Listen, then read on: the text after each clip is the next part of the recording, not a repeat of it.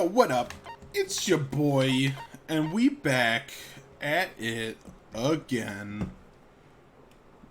We're gonna get to the bottom of this murder. Because obviously it makes me think that it's Jack, who I believe is Toko, which it's just everything keeps on pointing to that because she's a fucking creepo psycho sleut. So, yeah, let's get into it.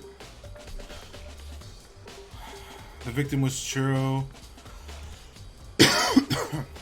Fujisaki. The time of death is estimated to be around 2 a.m. The body was discovered in the girls' locker room on the second floor of the school. The cause of death was a blow to the head with a blunt object. She was killed instantly. That's all it says. Well, it's not like there's any point in complaining about it. No matter what, I gotta do what I gotta do. Hey, Makoto, do you have a second? Huh? Do you need something from me? Naturally. Of course. Life without purpose is quite dull, you know? So what do you need? I'm going to let you cooperate with me during the investigation.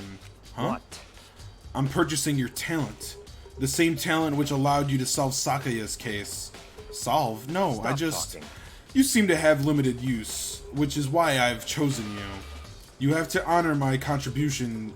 You have the honor of my contribute. Oh my god. You have the honor of contributing to my investigation. I can't talk. So you're inviting me to come with you? You're doing it in the most arrogant way possible, though. Let's go. Now then, shall we get started? But we need to get moving. There's no time to be standing around. I don't really know what just happened, but it looks like we'll be. It looks like I'll be working with Byakuya on this. Alright, can I not look at things? There's a dumbbell on the floor, and there's a blood stain. There's a blood stain on the dumbbell. The Monokuma file said a blow to the head with a blunt object. Is this what killed her? Does that mean the dumbbell was actually the murder weapon? Right. But I can't imagine it could have been anything else. Locker room. Not many people can lift that much weight. The word bloodlust is written on the wall. What's the meaning behind it? Bloodlust. I could feel life draining out of my own body. It's a dead body. Jiro's dead body. Very strange. But the more I look at it, the more strange it all seems. This must be Genocide Jack's handiwork. Well, but what? But we're still not sure he did it. That's what you want to say? I wonder about that. There's a poster with some blood on it. It's supposed to have. It must have happened during the murder. There's fresh blood. There's a fresh blood stain on the carpet. It must have splattered with blood during the murder.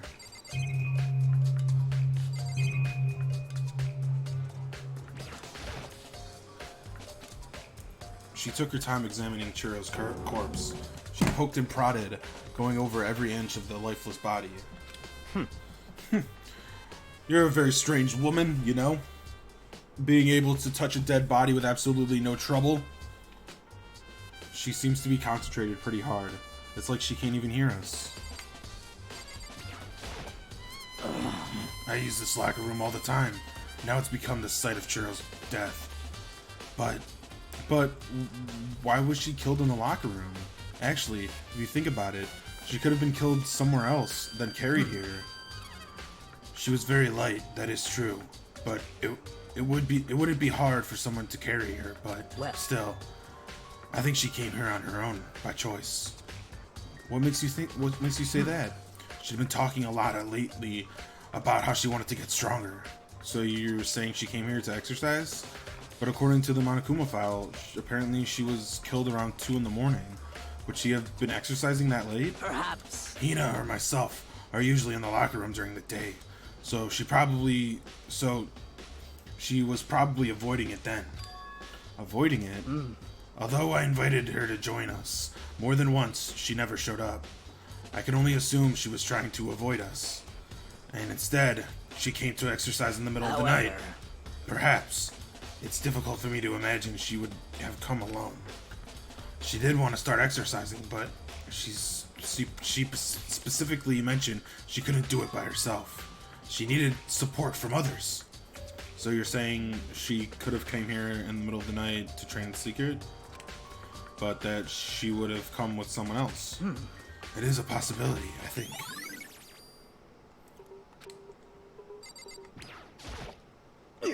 Dude, I had a really complex of the week. You heard Chiro talking about it, right? All I need to get strong. Yeah, I do remember. She said that more than once. Sure did, which I guess explains the trip down here. But did she really need to get stronger that badly? You already mentioned it, but she was a girl after all. Most girls aren't all that strong. I don't know, man. I haven't really thought about all that stuff. The cause of Chiro's complex. I can't help but wonder what it might be.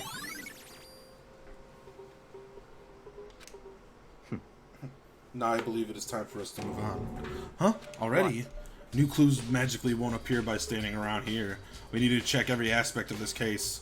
That's true, but let's go. If you're satisfied, then hurry up and proceed. He's so pushy. I got caught up with the wrong person this time.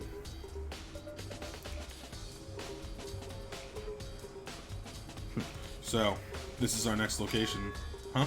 This place is related to the investigation? Figure it out yourself. It's no fun if you don't.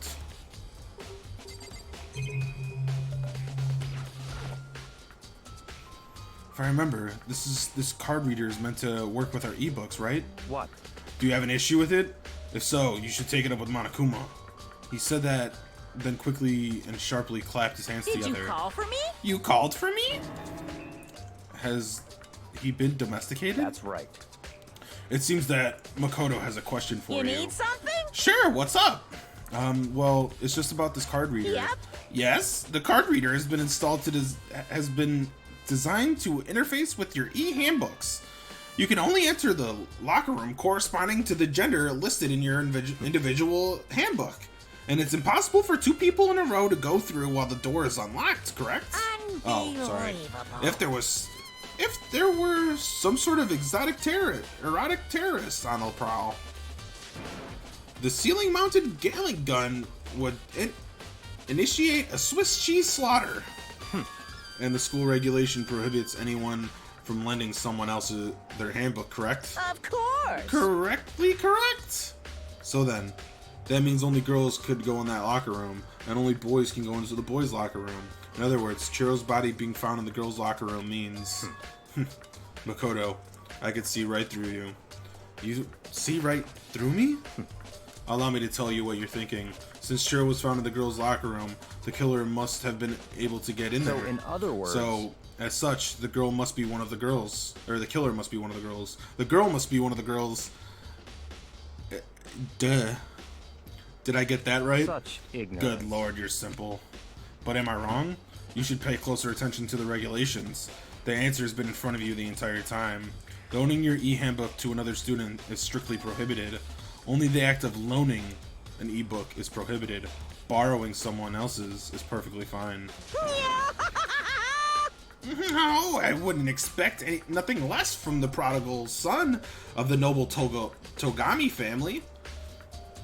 You managed to sniff out the loophole in the regulations. Knowing you, I would bet you created it on purpose, didn't you? To add a little bit more excitement to things. You're treating me like a puny little appetizer instead of the main course that I am. Now then, since the dead can't actually talk, you're not people anymore. Now then, since the dead can't actually talk, they're not people anymore. They're things. Yep. You got it? Get it? Got it? Good. Wait. Oh, wait. Hold on. You're saying that's a loophole, but in order to borrow something from someone, then that would mean you would have to loan it to them. So, so sleepy. Just listening to you makes me want to pass out. But more likely, Bakugo and be more like Byakuya and get your poo together. Or else I'll charge you with criminal negligence. No more questions. Figure out the rest on your damn self. Oh my god, I can't read. I'm sorry. Fine. Well, I know you are unfortunately lacking in mental faculties, so I'll fill you in. Let's head to the main hall. The main hall? That'll help you understand what's going on.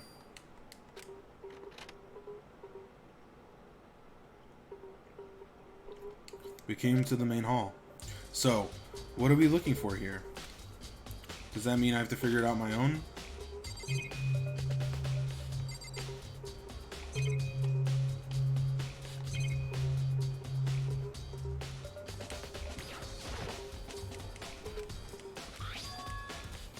It's an e-handbook. No, wait, there are 3. But what are they doing here? So, you finally found them. Huh? Did you know these were here, Byakuya?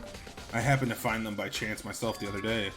It seems there's a system in place where the e-books of dead students get delivered to this mailbox.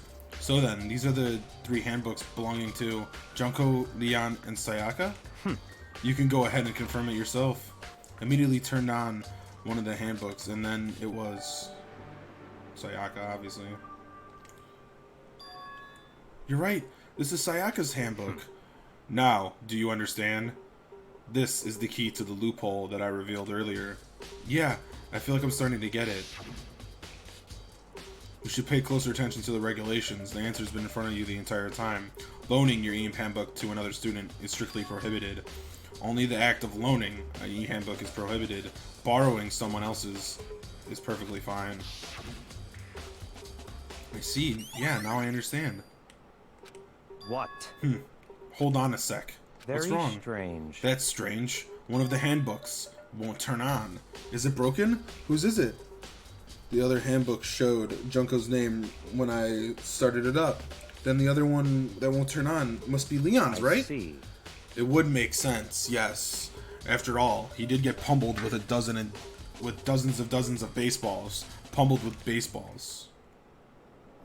The memory came flooding back. That cruel punishment which led to Leon's death. The execution that the mastermind concocted. A cruel, heartless death. You're right. It was no surprise for the handbook to break during that kind of assault. Damn it! Hey, hey! Hey, hey, hey, hey! Hey! What? The e-handbook is essential to the student's life here. Crucial, integral, instrumental, and a super big deal. There's no way it would break that easily. But it did. That's impossible! I said it wouldn't break. If I said it wouldn't break, it wouldn't friggin' break. It can withstand up to 10 tons pressure. Of pressure. And it's waterproof up to 100 meters. I don't care how many baseballs you hit with it, it wouldn't do crap. Oh. But even my amazing even my amazing handbook does have one single weak point. It does. I can't hear but you. it's a secret. I wouldn't want you to go breaking any more handbooks. Then Leon must have broken it somehow without realizing what the weakness was, right? Hard to say. You know, what I think? I think his handbook isn't actually broken. What? What? But you might ask, how could that be?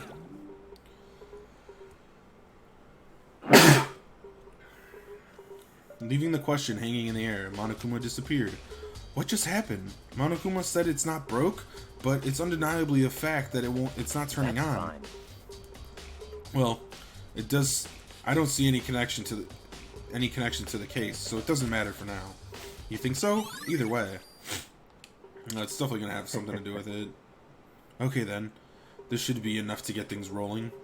Let's begin the investigation in earnest and track down the true culprit. Yeah, we need to find out who killed Chihiro. To be exact, not quite. Huh? Not quite.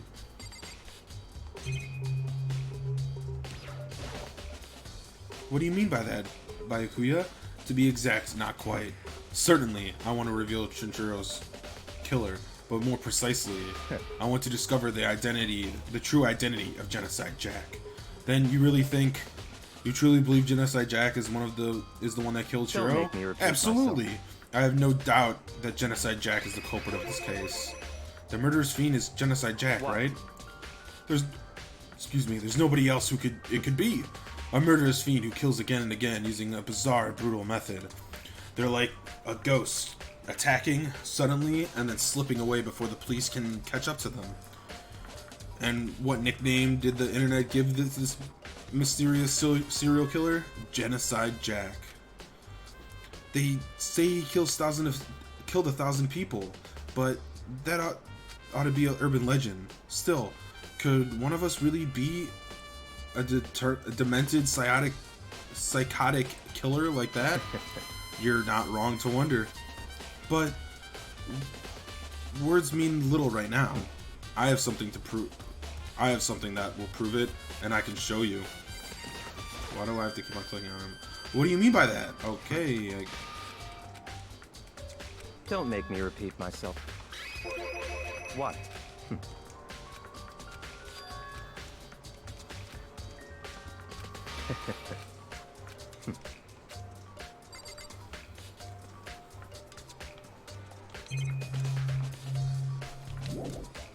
Hold on. There's still more here waiting to be checked on. What? Oh, sorry.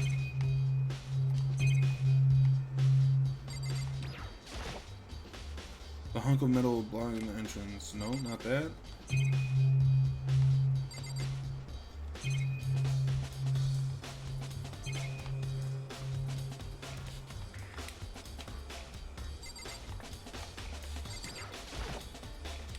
Surveillance camera.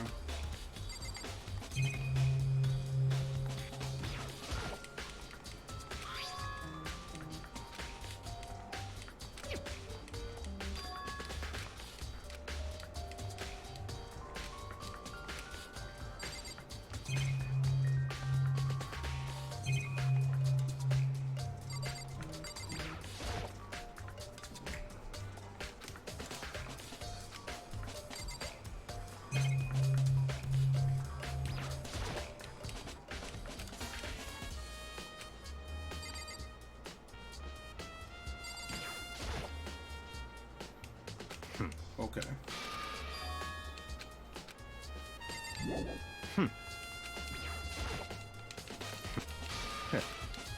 Don't make me repeat myself. And I have a basis to believe that. I assure you it's Genocide Jack.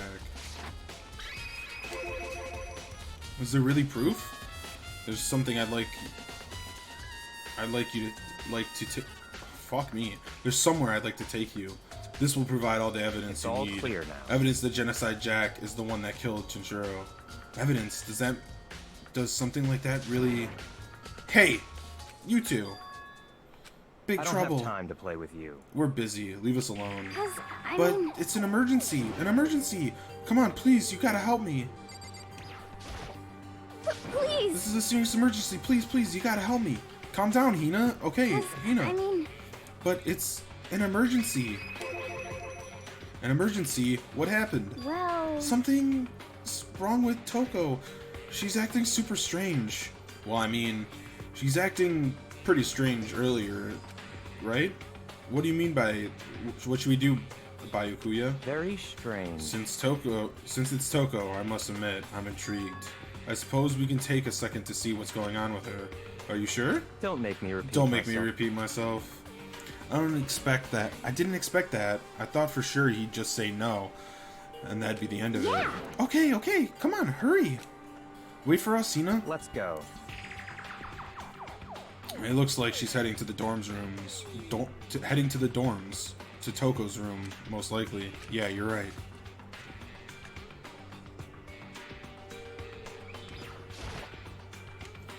Is Toko inside? Some kind of emergency? Okay, we have to talk to them. You guys are too slow. I think you're just too fast. So, what's the emergency? so, Well, after what happened in the girls' locker room, we left Toko in her room so she could lay down. After a while, we came back to check on her, you know, see how she was doing. But when we did, it was weird. She refused to come out, and she kept saying all this weird stuff. Weird stuff. That's fine. We should try and talk to her ourselves. Yeah, good idea.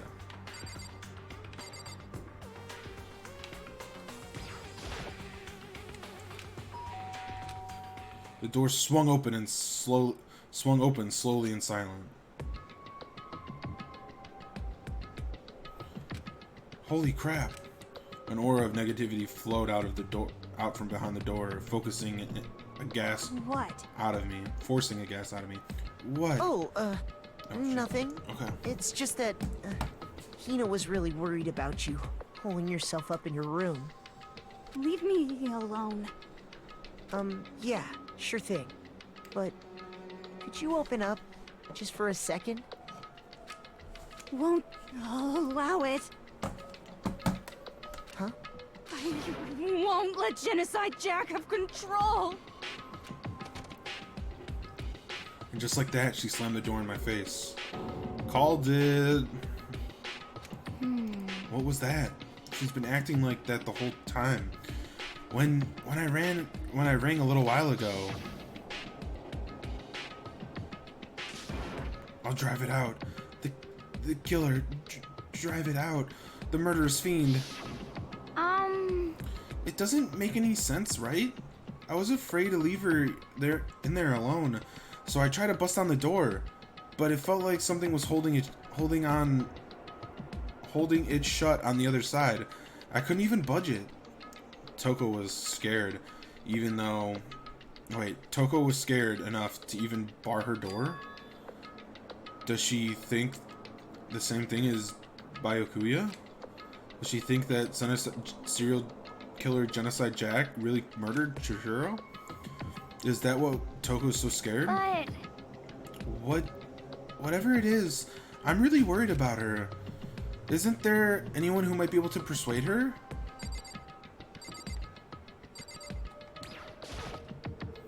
Hey, Byakuya, you think you could talk to her? She might come out of her room, I mean. That's fine. Sure, whatever. Huh? You're gonna talk to her, Byakuya?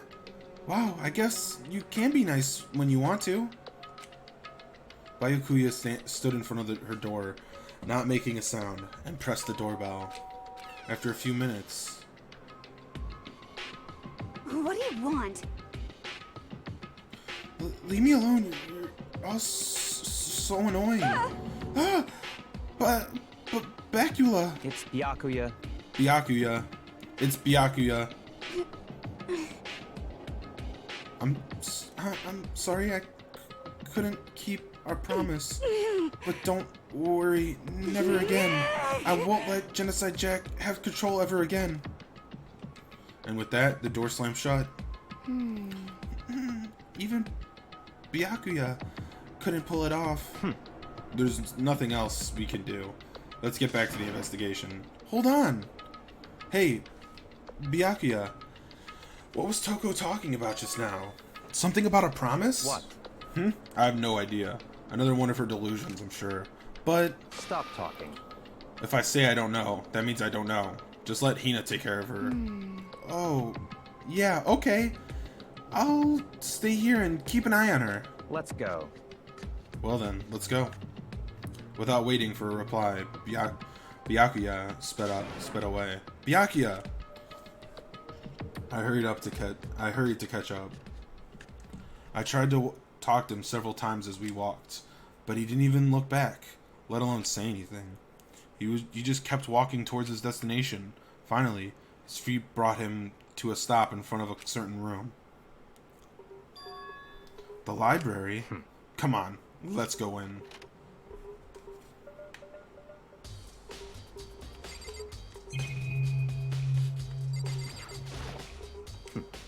Knock it off. What does a desk lab matter right now? So you just want me to talk to you? Is this evidence that proves... Is the evidence that proves Genocide Jack really in the Don't make library? me repeat myself. Don't make me say it again.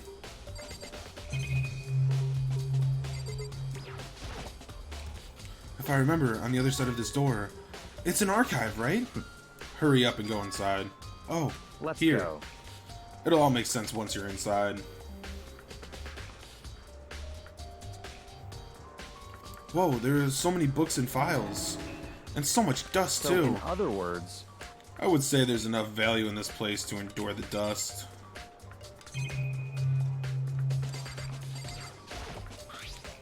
There's a wooden box. It's empty. Although, judging by the smudges in the dust, it looks like there was something recently inside. I wonder what it was. There was an extension cord plugged in there. It proved very useful when I was in the library. An extension cord, huh?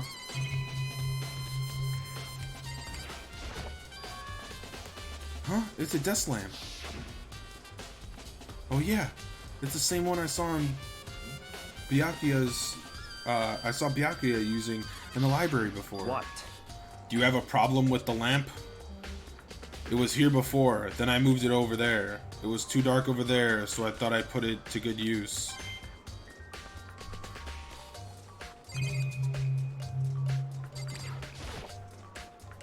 The shelf is so tight with files. Without really looking at it, I picked one up at random. Huh, you have a sharp eye indeed to select that file. Huh? That's right. That's the report on a presidential assassination. The original is kept at the National Library. It won't be declassified for another 30 years. Are you sure you want to look at it now? There's no telling whose crosshairs you might wind up in for peeking at it.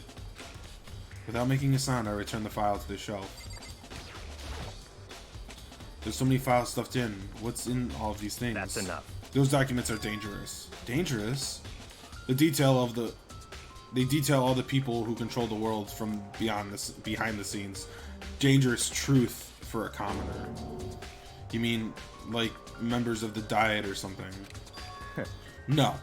I mean the ones with real power. The secret council controlling everything from the shadows. If you're ready to be disappeared for it, take a look. That doesn't make sense. If you're ready to be disappeared for it.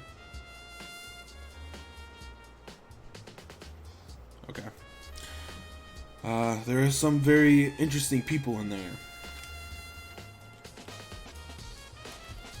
It should just been if you're ready to disappear for it, take a look. I don't know why I said to be disappeared for it. You're just kidding, right? Am I? I'll just let it go for now. If you pay attention to your surroundings, you're sure to uncover the value of something. There's a ton of thick files stuffed onto the bookshelf. If you're thinking of looking through any of them, let me give you a little warning. Those things are filled with graphic, disturbing photos of all kinds of crime scenes. It's the kind of thing a normal person wouldn't ever want to look at. Be careful. Huh? What do you mean? All those files are investigated reports related to different cold cases. Those are internal documents for police eyes only. Only. They're not the kind of thing you'd expect to leak. Oh. So, are you finally beginning to understand the true splendor of this library? The entire reason I was interested in this library is because of this room right here. Interesting.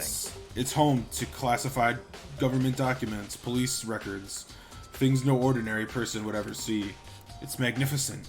Isn't it magnificent? This can't be for real, right? Such ignorance. That's your guys' problem. Anything that doesn't fit into your preconceived reality, you label it a lie. Well, it's not that. It's not like I totally refuse to believe it, but I mean, there's just so much. How can anyone have put all this together? I suppose it goes to show just how much power Hope's Peak truly wields. Or perhaps the mastermind may have wanted to provide us with enough entertainment to keep us from getting bored. Huh? It's no use. I can't keep up with all this. It's just so unreal. What's wrong? You still can't believe it? What about you? How can you believe it so easily? Things like that are usually impossible. What do you mean, usually? Usual, normal, ordinary, simple? Those things don't exist anywhere in the real world. If you don't understand what they actually represent, you don't understand the nature of anything. You don't pull your punches, do you? Besides, what you consider usual is based on your common sense, right? But what makes you think your own common sense applies to me at all? The documents gathered here are genuine. I have reviewed them multiple times, it's without a doubt. Hold on a second, you said you read all these documents and more than once? But all this has to be like top secret and confidential stuff, right? So why my family has a reading room just like this one. Ours is bigger, of course, and not as dusty. Huh? Members of the Togami family have access to all variety of government-related documents. That includes foreign powers as well as domestic. How is that possible? So in other words... I already told you, there's a secret council that controls the world from the shadows. My family is a member of that council. And I have within me the bloodline that allows me to one day bend the world to my will. But to become such a ruler, I must know all levels of this world, backwards and forwards. So whenever I have time, I like to review whatever documents and materials that interest me. Which is why I can proclaim without a doubt that the materials gathered here are the real thing. This is beyond believable. Byakuya is actually starting to scare me more than the actual mastermind. And what always interested me the most were the cold cases, the police investigation reports. Reading through those reports has always been a hobby of mine ever since I was little. It's exciting mental exercise. Oh my god, it's excellent mental exercise. I've solved more than a few of these cases just by reviewing the reports. Among all those details, one of my most recent favorites is the Genocide Jack case. As he talked, Byakuya grabbed a specific file from the shelf. That's right. This is the complete case file. Every single report surrounding Genocide Jack has been compiled in here. Because there are so many, allow me to quickly summarize the main points. To begin, there are two notable characteristics every Genocide Jack murder. The first characteristic is that at every crime scene the word bloodlust is written in the victim's own blood. The second is that the victims are murdered, their bodies are suspended in a certain way. The bloodlust is written in blood, and the victim's body is suspended. It's exactly the same as what happened to Chihiro. Save your surprise. The best part is yet to come. For the second characteristic, where the victims are suspended, the only ones who knew about that particular fact were a number of police and other higher-ups. By all accounts, nobody in the media ever found out. Huh? In other words, no one on the news, not even no one online, nobody knew about that aspect of each crime. Only key officials and the killer himself knew about this act of mounting the victim. Now, if you recall Chihiro's corpse, her body was most certainly mounted in this fashion. So, how could the killer have known about suspending the victim? That's right. That's the key question. But in fact, the answer is quite simple. So in other the words, culprit isn't a copycat killer, it's the real Genocide Jack. In other words... That's right. There is the evidence that Genocide Jack has hidden himself among the rest of us. Then Genocide Jack is real? Such a brutal, fiendish killer really is walking among us? Interesting. Things are really starting to get interesting, aren't they?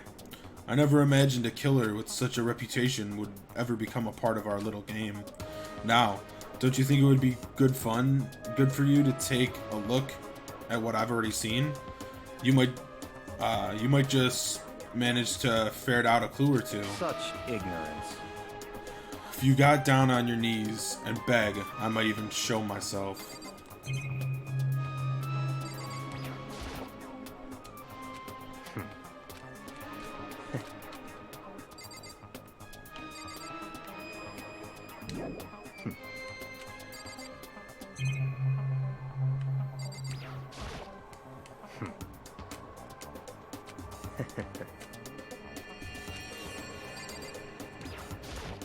That's right.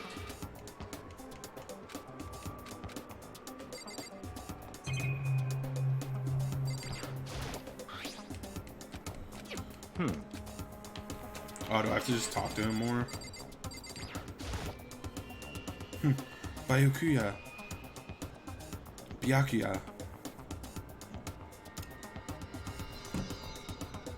About the Genocide Jack case file. Could you let me see it? That's fine. Well, you didn't beg, but I guess it's okay this time. Feel free to look at it in here, but you can't take it with you. Okay. Really? They're not... Okay. Okay, buddy. Okay. Byakuya handed me the file, and I flipped through it with tense, nervous fingers. Suddenly, my hand stopped. I had reached the page where photos from the scene of each crime had been collected. The names of Genocide Jack victims ran several pages. Ken Hadera, 32.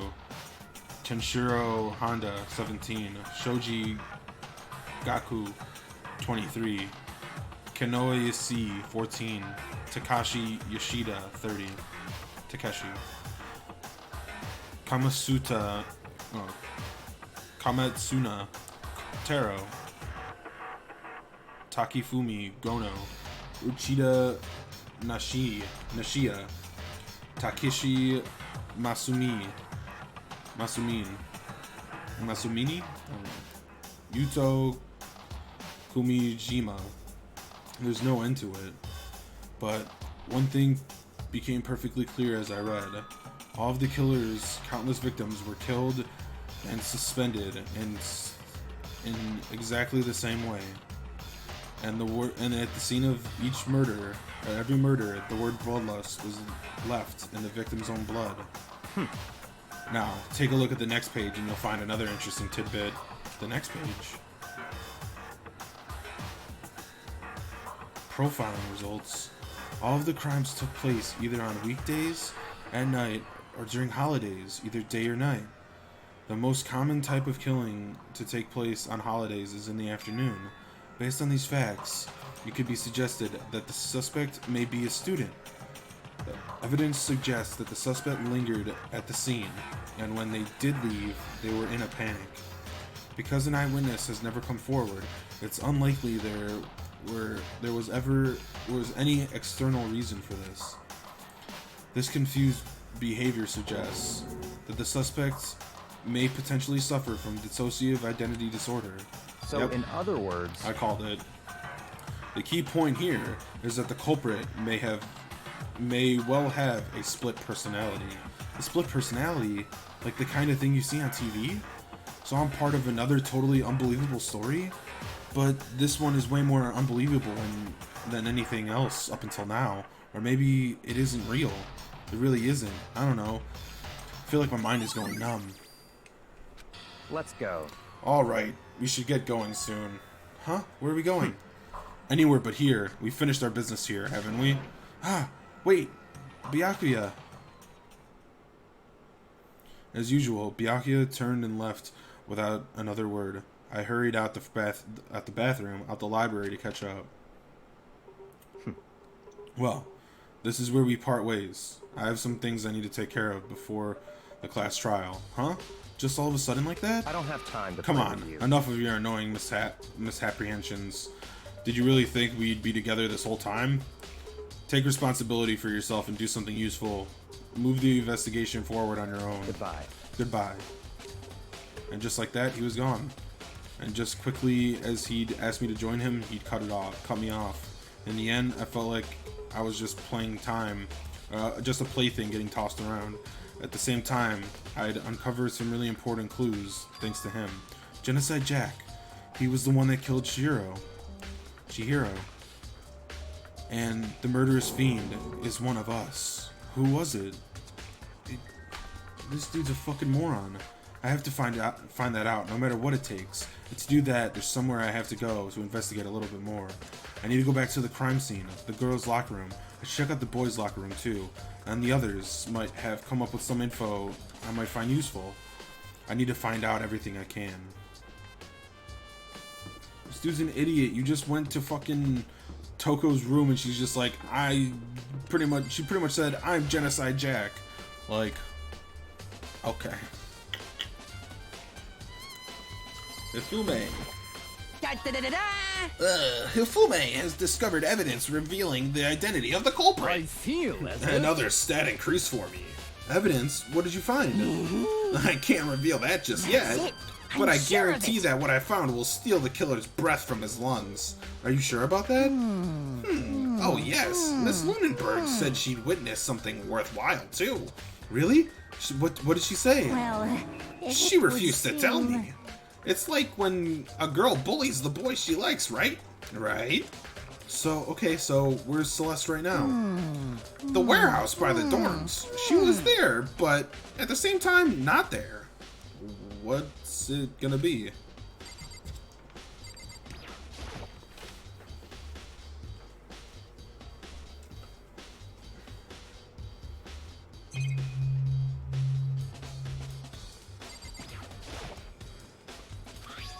It's a popular boy band called Tornado.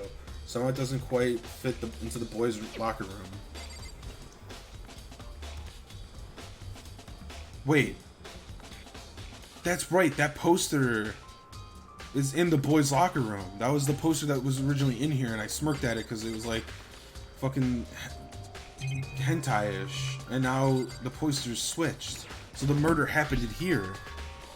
There's a strange stain on the carpet. What is it? Boys' locker room carpet has been added.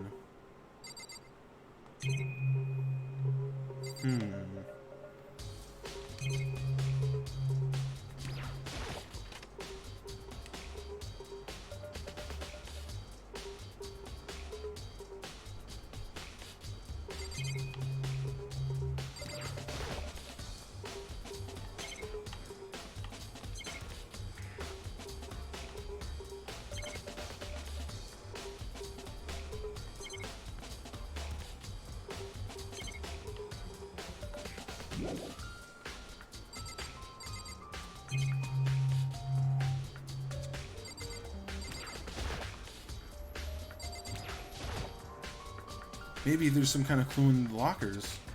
Guess not.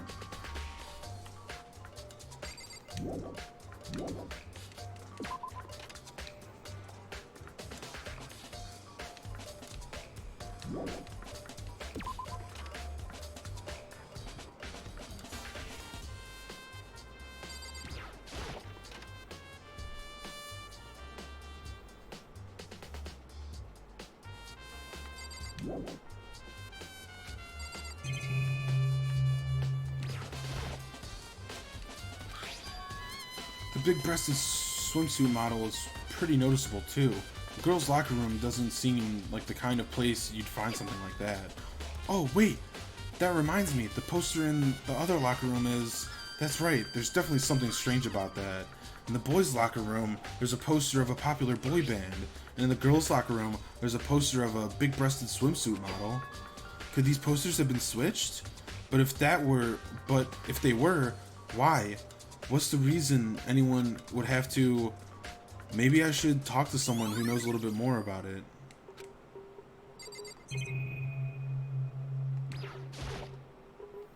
There's a blood stain on the carpet.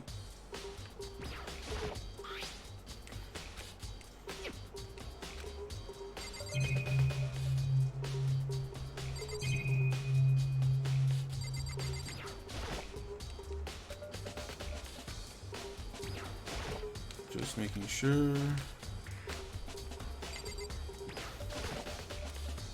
Hey, Kyoko, have you made any progress on your Indeed. investigation? Generally speaking. However, But I have to get going. I have something unrelated to take care of. Something besides the investigation? What is it? well, Nothing you need to worry about. Just concentrate on the murder. But so then, before I go, let me give you one piece of advice. You should examine Chiro's body one more time, thoroughly. Also, her handbook is missing. You might want to determine its whereabouts. That's it. I'll pray for your success. With that, Kyoko turned and left the girls' locker room. I guess I'll take another look on the body. And Chihiro's handbook is missing? It's definitely worth worrying about.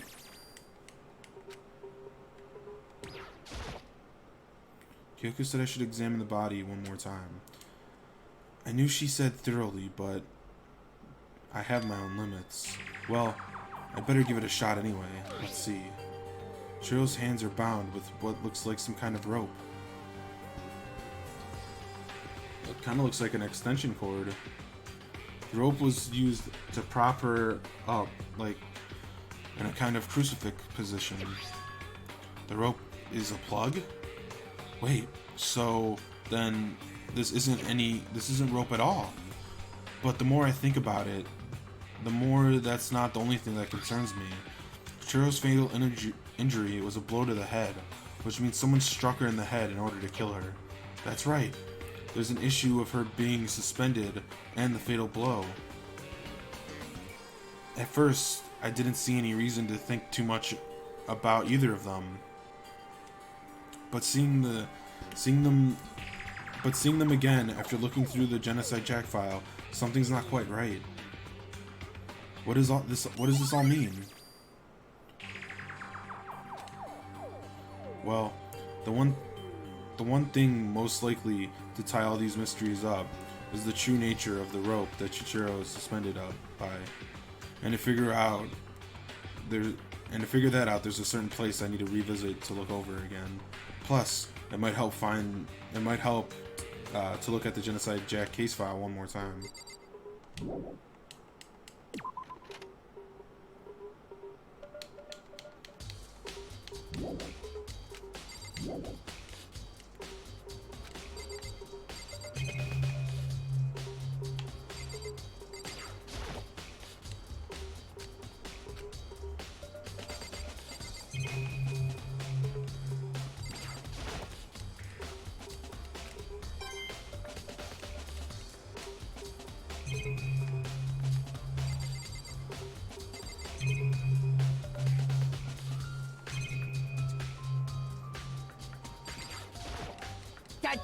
I feel.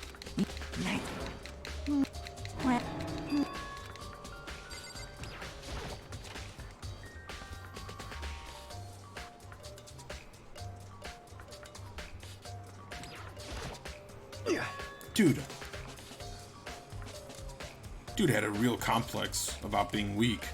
You heard Shinshiro oh, yeah. You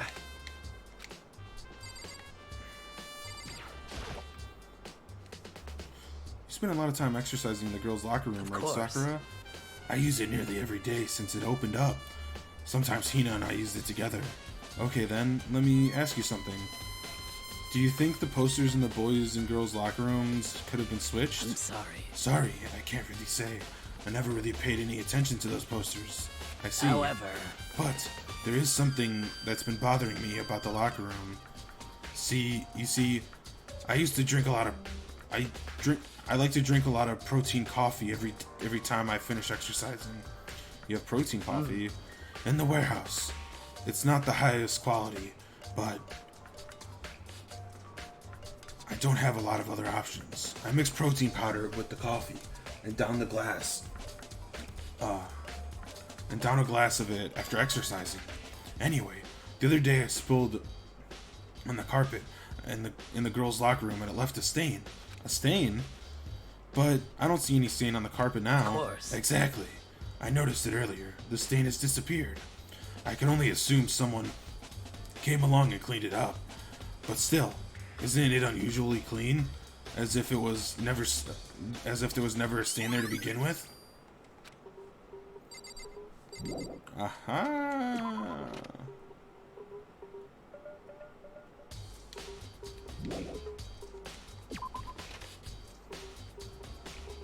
Like I said.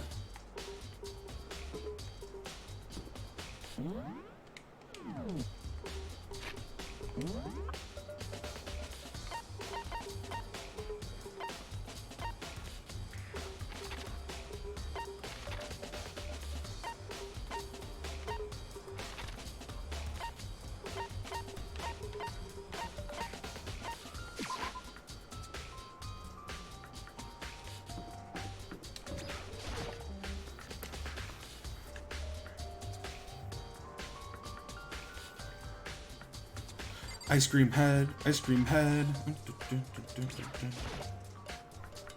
Oh, Hina, how's Toko doing? Same as before.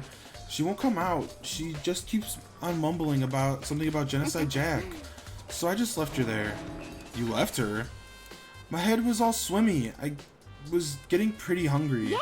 Oh, but don't worry. I'm gonna head back as soon as I'm done eating. Toko's not exactly pleasant, but I'm still worried about her. Speaking of which, what are you eating? Huh? A donut, of course. Oh, of course. There are two things I'm sure God created: outer space and donuts. Really? But Chihiro would have liked to eat more. Would have liked to eat more donuts. Maybe that was her one big regret. I should have tried to spend more time with her.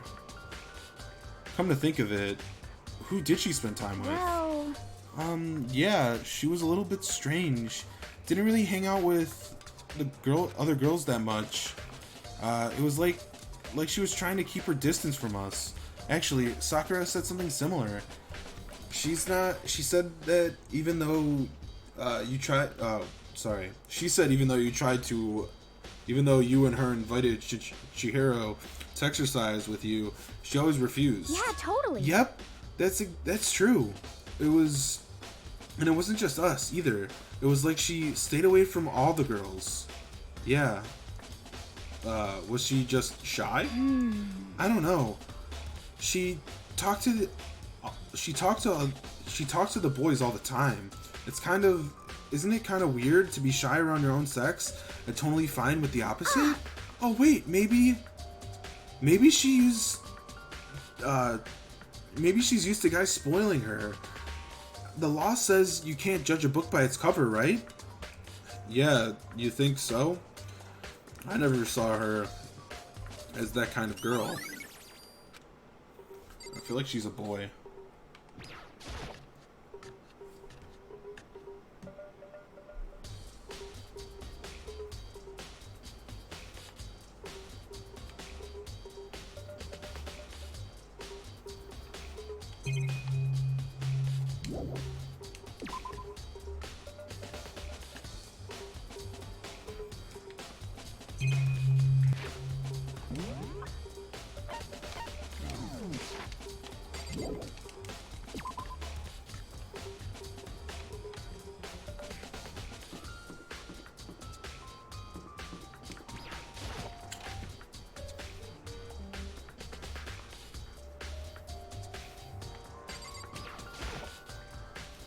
Celeste, what are you doing here? This warehouse is amazing. It's absolutely everything one might need to live a full life. From food to clothes to towels, there's an endless supply to choose from. I see that, but have you found anything related to the case? Most unfortunate. I knew you were going to ask me that. I thought talking about the warehouse itself might misdirect you, but I see it was pointless. Then, did you find something? Well, very well. I will tell you, and only you. Actually? Last night, I saw her, Chihiro. She was in the warehouse. What? Really? Indeed. That was right. This was right before nighttime. What are you doing out this late? Oh, I was just... Are you planning to go exercise, perhaps? Are you planning to go exercise, perhaps? What? How did you know? Because I can see a blue track jacket sticking out of that duffel bag you're carrying. Oh, you're right. Thanks. Well, I'd better get going. I'm kind of in a hurry. Okay, maybe that is a girl.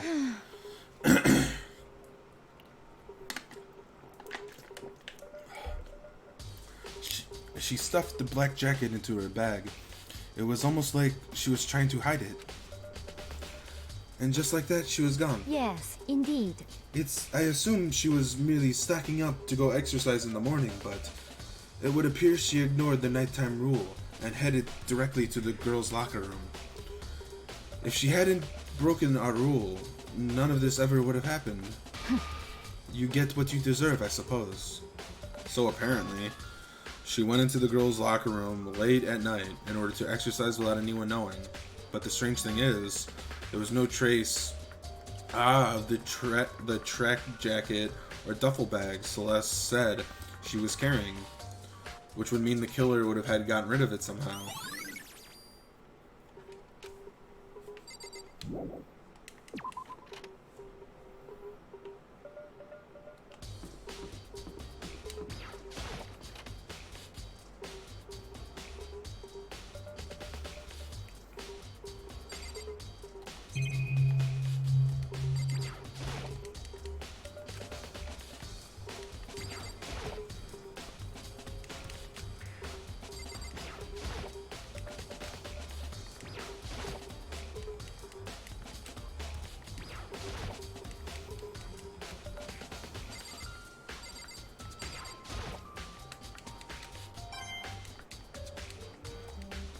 Shit.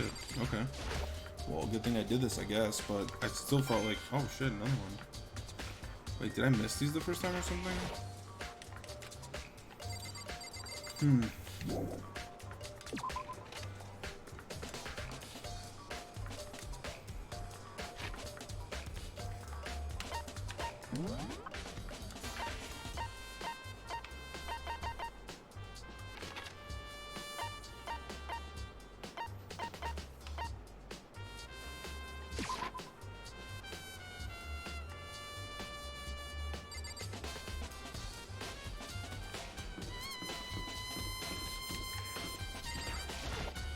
How unfortunate. Maybe we should have confessed our embarrassing secrets after all.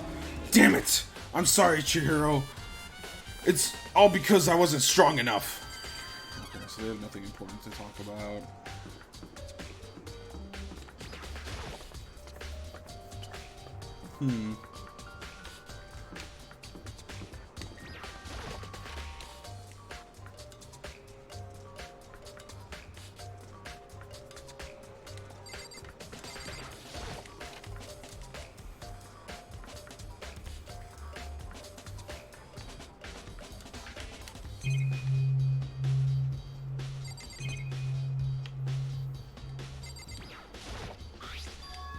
There's a strange stain on the carpet. Is it... Oh, you know what it is, dude. It's the fucking coffee.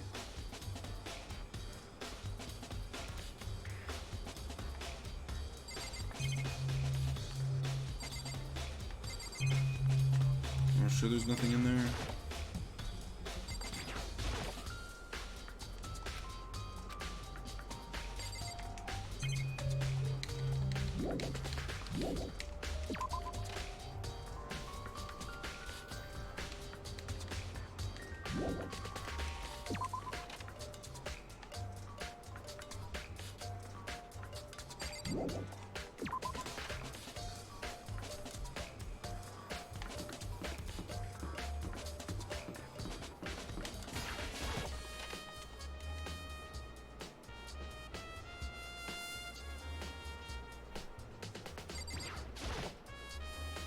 It's a thick layer of dust on top of this. Maybe there's some kind of clue. Guess not.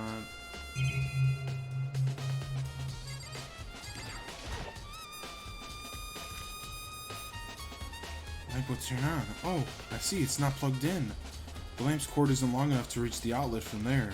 But the last time I saw it, it was definitely on, and it was definitely right there, right here. Oh, that's right. Byakuya was using an extension cord. But there's no extension cord here now. I wonder if...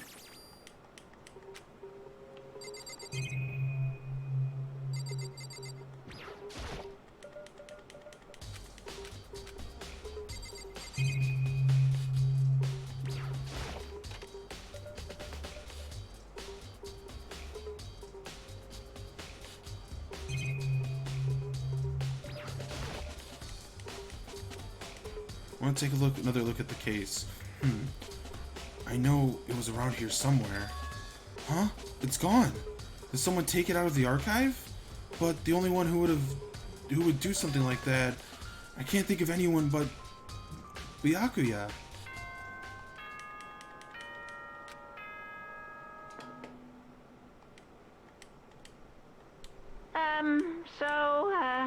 I'm getting tired of waiting. Shall we just plunge right in? It's the moment you've all been waiting for. I just got scared shitless. The class trial. I literally just got scared shitless. Holy crap, I thought I wasn't recording.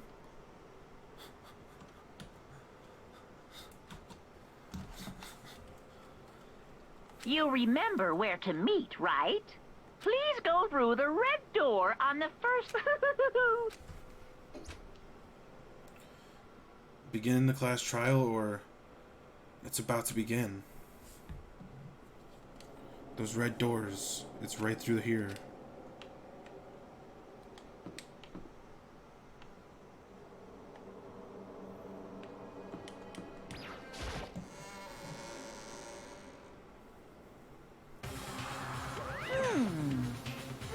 So, is everyone ready to what? Am I blind? Or are you missing someone? Yo. Hey, Toko's not here. Huh? And Toko is? You really don't remember? Come on! Kidding! I'm just kidding! How could I forget that little nut job? She's a crucial part of this case. The class trial this time. What are you gonna do? Okie dokie! I'll go ahead and drag her here. Drag her out here, kicking and screaming. Just a moment, please. And just like that, a few moments later, he reappeared, dragging Toko behind him. I told him I didn't want to, but you forced me. I can't believe you would drag a girl around. Terrible. You are terrible. Phew.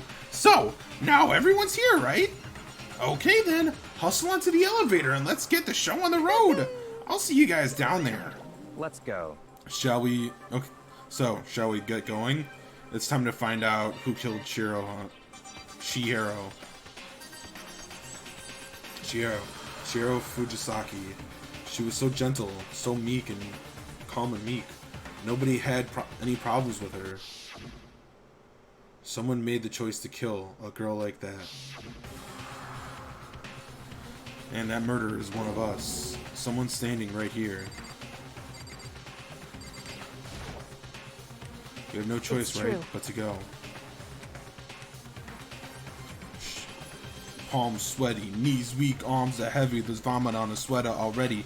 Monokuma spaghetti, he's nervous. With each step forward, I could feel my heart starting to race faster and faster. As soon as everyone was on, the elevator began to descend. I couldn't get a handle on my emotions. I couldn't stop speculating. I'm not really sure who it could be. I feel like that it's too obvious for it to be her, Toko, but I don't know who else it would be.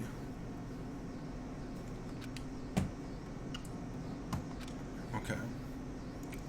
The elevator was unaffected, however, and continued to descend without hesitation until finally it came to a sudden stop. What do you think? I redecorated. Isn't it so fresh? Isn't it so exciting? Don't waste our time with stupid questions. Let's get this over with. Good, good. You're raring to go. Gotta say, I don't hate it. Not at all. Well? Okay then. Let's get this show on the road. Thrills, Everyone, thrills, please kills. find your assigned seats. And so, the curtain opened once again. A deadly judgment, a deadly deception, and a deadly betrayal. A deadly riddle, a deadly... Okay, enough with the fucking deadlies, we get it. A deadly class trial. What if I do this? What if there's more that I need to actually find and I'm just stupid? Ooh.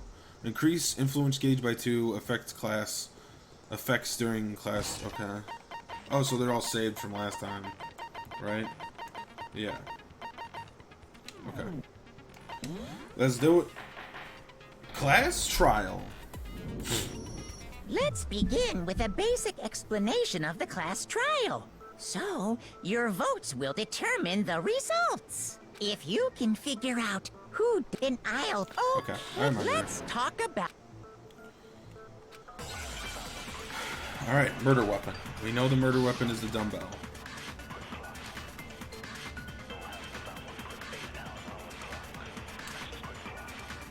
Chihiro's fatal injury. It appears it was a head wound. According to the Monokuma file, the killer used a blunt instrument. But what kind of Blunt instrument could it have been? It's not that. Shoot! Chihiro's fatal injury. Okay. It appears it was. According to the Monokuma file, what kind of blunt? I bet it was an iron pipe. There we go. No, That's stupid. that's wrong.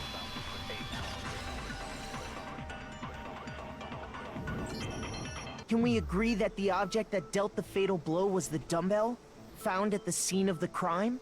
It was covered in blood, and there was nothing else at the scene that could have caused that kind of injury. And the wound on the victim's head is consistent with the shape of the dumbbell. As far as I'm concerned, there's no mistake and no room for doubt on this one. You looked at her head wound? Yay! That's so creepy! If you don't mind, I will proceed from here. Let's move on to discussion of the culprit. Although, I believe the criminal behind this heinous act is already quite clear.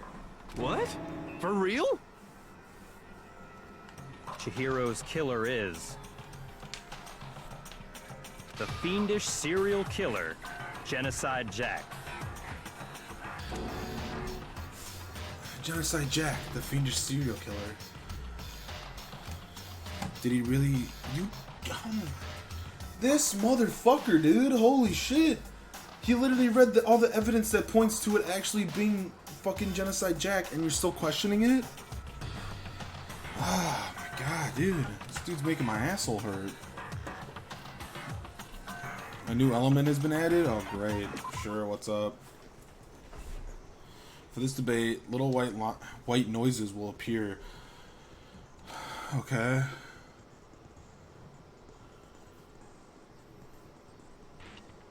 Oh, you gotta be fucking kidding me.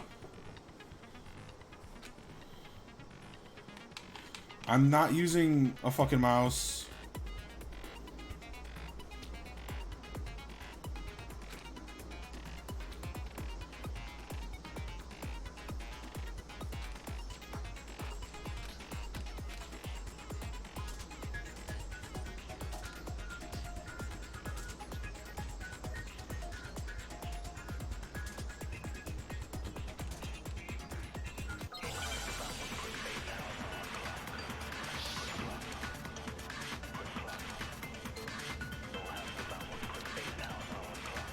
The culprit is Genocide Jack.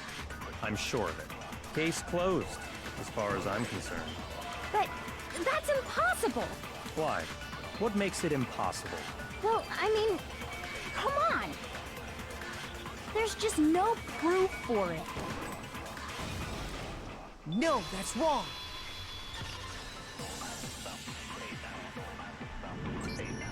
I might know one reason he could be involved.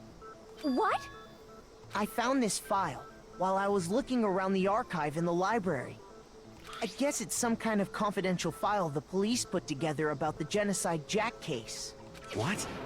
That's kind of weird as shit, isn't it? What was something like that doing in the library? The why of it is probably more trouble than it's worth. So let's forget about that for now. More importantly, it outlines all the specifics of every Genocide Jack case in exceeding detail. According to the file, there appear to be two defining characteristics in every Genocide Jack case. Oh, that's right. Boob lust. No. It's actually bloodlust.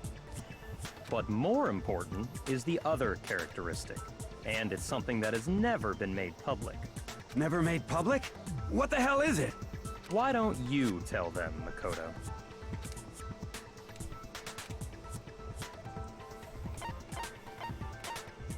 I got it! Apparently, in every Genocide Jack case, the killer suspends the body in a certain way. Other than the killer, the only people who know about this are the higher-ups in the police department. However, Chihiro was most definitely suspended in the same way. So, how did the culprit know about this when only high-level police officials were aware of it? There's only one logical answer I can think of. It's because the culprit in this case is the real Genocide Jack. No fucking way! You're saying Genocide Jack is one of us? Yes. In fact, it's Toko. What? Genocide Jack's true identity is Toko Fukawa. You lie! What? Hey, okay, wait, hold on a sec. Toko has, like, bloodophobia or whatever, remember? What kind of serial killer is afraid of blood? Is Toko Genocide Jack? The answer is yes and no. Another riddle.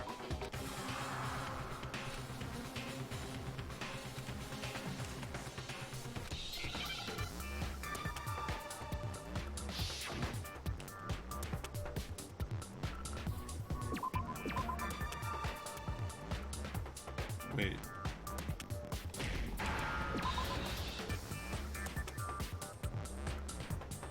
I don't know what I'm trying to spell.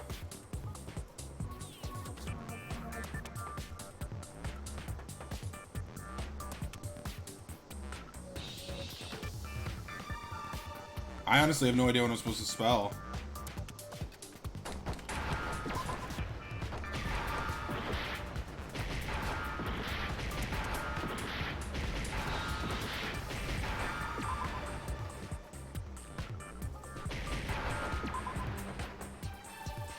Now I understand. Is it because Genocide Jack has a split personality? Huh? I think I read that somewhere in the file, too. They thought that the suspect might have... what did they call it? Dissociative identity disorder. What the fuck did I just spell out? Oh, okay. Is that a word? But still, to go and say that about Miss Fukawa is... Perfectly acceptable. Toko's strange behavior after seeing the body is proof enough that she has a split personality.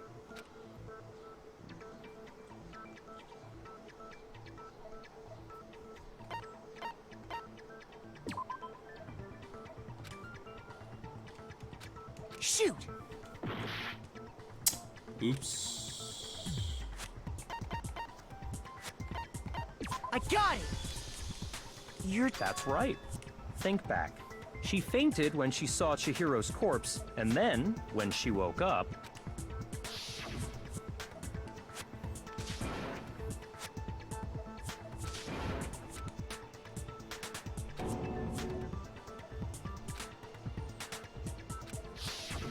She was acting funny, that's for sure. That melancholy tone of hers completely disappeared. Don't go assigning adjectives to my tone without permission. Not to mention, once she regained consciousness and saw Chihiro's body again, she was utterly calm. In other words, within her is one personality that can handle blood, and one that obviously can. So when Toko trapped herself in her room, it's because she was scared of Genocide Jack? Yeah. Wow. The reason she locked herself in her room wasn't to keep other people from getting in. It was to keep her other personality from getting out. What? Toko was afraid. Afraid of the murderous fiend inside of her. Of killing even more people. How? Yeah. How can you know all this? I do believe you misunderstood her. What she's trying to say isn't, how can you know all this? No. What she wants to know is, how could you tell them? Huh? Last night, just before Monokuma gave his motive speech, Toko and I had a strange conversation. She told me a most interesting story. She said a murderous fiend lived within her, and she was afraid it could appear and attack at any time. And that trepidation is what's caused her to have such a bleak attitude. Isn't that right, Toko? This is all a lie. You said you wouldn't tell anyone. What? You promised. I can't believe you lied. You have only yourself to blame. You came to me with your tragic little story. I didn't ask you to. This is the real world, not some romantic fantasy fairy tale. Besides, you broke your promise first. You said that as long as you were here, no matter what, you wouldn't let Genocide Jack kill anyone. But in spite of that promise,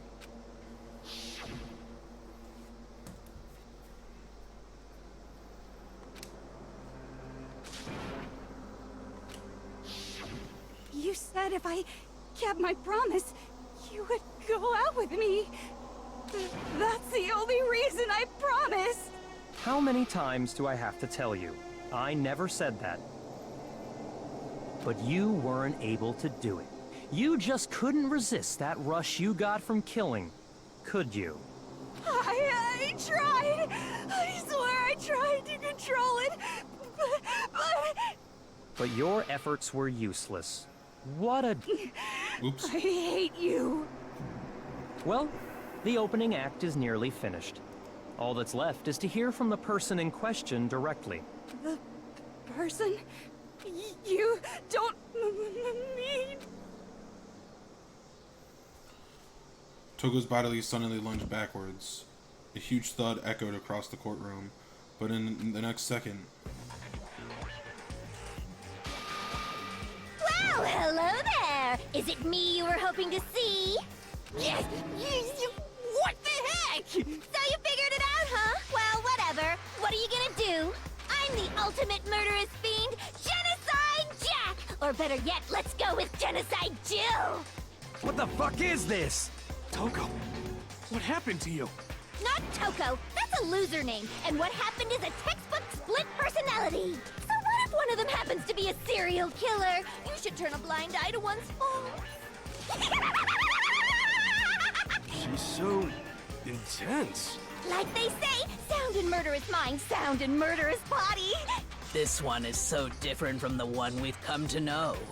Yes, well, the world is composed of a front and a back, you know. Just like how every inning has a top and a bottom, or how in the depths of every truth lives a little lie. Behind every dark and gloomy soul lives another that shines as bright as the sun! This is the murderous fiend, Genocide Jack. This is beyond insane. Miss Jack, Jill, can I ask you a question? What's up? Some of us think you might be the mastermind behind our entire situation. What are your thoughts on that? Well, I'll tell you. I am the mastermind of all masterminds! Just kidding! Then it's not true? Of course it's not true! How dare you try to link me to that creepazoid? And another thing, the police and government and society in the outside world are totally powerless! I mean, they just let this idiotic, bloodthirsty maniac go buck wild all over town! Sure, I'm a bloodthirsty maniac, but life is pain, right? To live is to hurt other people. It's a necessary evil if you want to survive. The act of living itself causes pain for everyone. Just kidding again! This should be enough to convince you. This murderous fiend is responsible for Chihiro's death. There's clearly a motive, so there should be no doubt. A motive? Remember what Monokuma told us? If someone didn't murder and graduate within 24 hours, an embarrassing memory or secret would be revealed. Well, let's assume that Toko's secret was about Genocide Jack. If a secret like that came to light, Toko's life would have undoubtedly been forever ruined. So she had a very clear motive to never have that side of herself exposed. Interesting. Very, very, very interesting. But sorry, as much as I hate to admit it, I'm not the culprit. Huh? But I cannot imagine anyone other than you could murder someone in such a bizarre fashion. Maybe so, but nevertheless, it's the truth.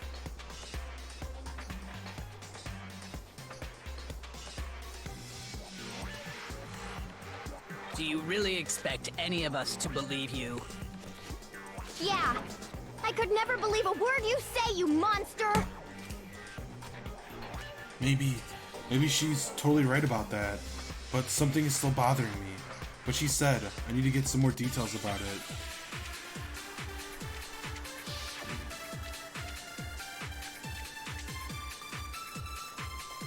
Sorry, but I didn't kill anyone! You say that, but do you really expect any of us to believe it? Perhaps if you had an alibi, that would change things. Oh, an alibi, huh? Now we're talking! When you compare your past murders to this incident, the modus operandi matches completely. What more proof do we need? Give it up. You killed her. Sorry, but I... You say that, but Perhaps if you had an... Oh, an alibi! when you compare your past, the Modus operandi matches. No, that's wrong.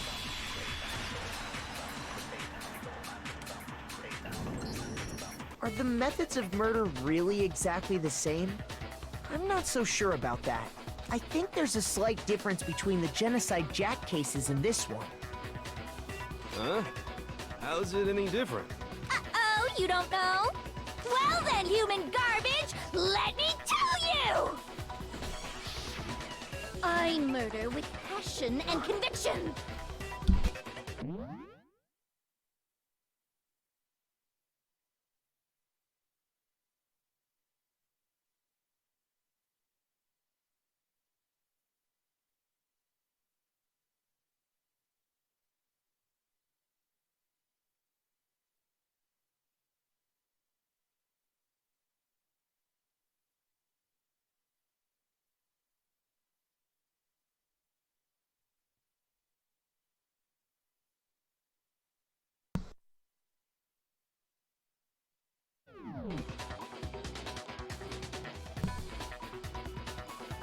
Imagine you go to a fancy Italian restaurant. They're very picky about Hello? the noodles, the sauce, everything.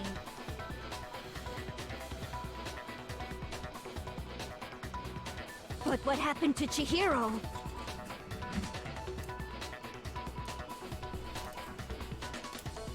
It'd be like if that same Italian restaurant started using ragu or Chef Boyardee.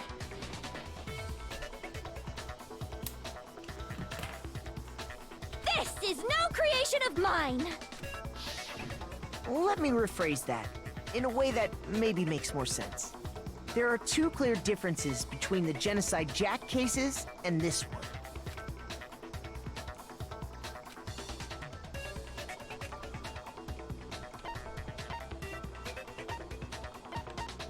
I got it! For one, the cause of death is different. In the Genocide Jack murders, all the victims were killed the same way. According to the case file, they were all apparently killed with a pair of scissors. But Chihiro died from a blow to the head, right? Ah, yes. That is remarkably different from the other murders. Wouldn't it be strange for someone who kills the same way without fail to suddenly change their method? And there's more. One more conflicting detail. That's right! In my recipe of murder, if the bloody message is the tortellini, then the arrangement of the body would be the pesto sauce! Could you please stop comparing killing people to... So, are you saying the other difference has to do with how the body was arranged? That's right. The second difference is related to how she was suspended. In the photos of the other Genocide Jack cases, all the victims' hands were stabbed, or all the victims were stabbed through the hands. Here, you'll see a clear difference.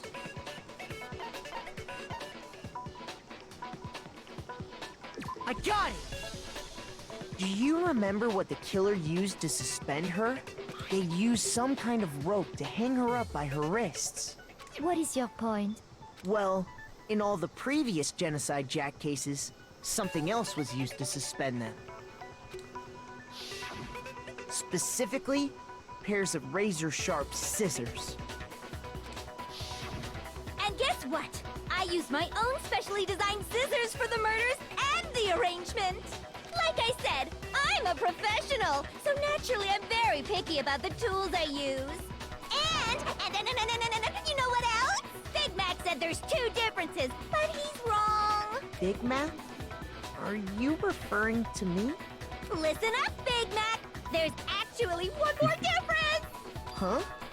My word, you really didn't notice? Take a look at who the victims were in each Genocide Jack case.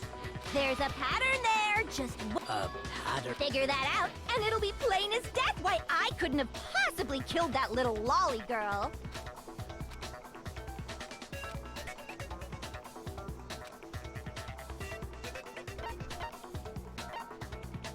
I got it! Is it because Chihiro was a girl?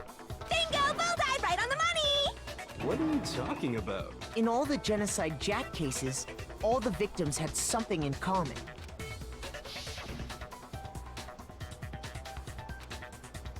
Yep, they were all men. They were all... That's right! The people I kill with such passion and conviction are all adorable little men! I can't believe I said it! I'm so embarrassed! The hell is wrong with you? I can't help it! I'm just a full-throttle boy-on-boy fangirl, and the mopey side of me just hates it. But now I'm on the fast track to becoming a full-fledged fan madam! So since Chihiro was a girl and not an adorable little man, you wouldn't kill her? Would an Italian chef suddenly start making ramen just because they're both noodles? Don't be stupid. I have too much passion and conviction to cross that line. That's the absolute reality of the one and only. We get it. You've clearly explained your hobby and your philosophy. But it's a different matter entirely, when you're forced to kill in order to survive. Quiet, lowly cur! Lowly? Cur? I would never kill for a reason as petty as mere survival. And if by some fluke I did kill to survive, why would I bother with the message and arrangement? It'd make me the obvious suspect! That does make some amount of sense. Plus, whatever reason I have for killing, I would never leave out my prized scissors. Who would go out of their way to use a big, stupid, heavy dumbbell? Maybe you used the dumbbell because you couldn't find any scissors in the school? Any scissors? I don't just use any scissors. I only use my own set of high-class envy of the entire world scissors! Okay, whatever. There still aren't any in the school. Are you sure about that? Da-da-da-da! She's fully equipped! That's right! So I can kill anywhere, anytime! Why would I resort to dumbbells or rope when I have my trusty scissors by my side? Go ahead, tell me I'm wrong! You can't, can you? Gutter dogs, all of you! Not to mention, I have no clue how to tie a good knot. So rope's totally out of the question anyway! I have no idea what's going on anymore! Could such a heinous villain really be innocent? But the body really was suspended, right? And nobody but the police knew about that. Yeah. That's why we figured it had to be the real deal, and not some copycat killer or whatever.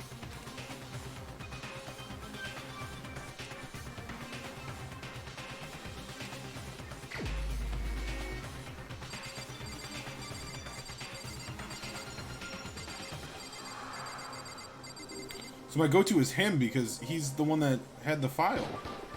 Here's my answer. Byakuya, it's possible you could have found out, isn't it? You'd have no problem gaining access to classified government documents or internal police records.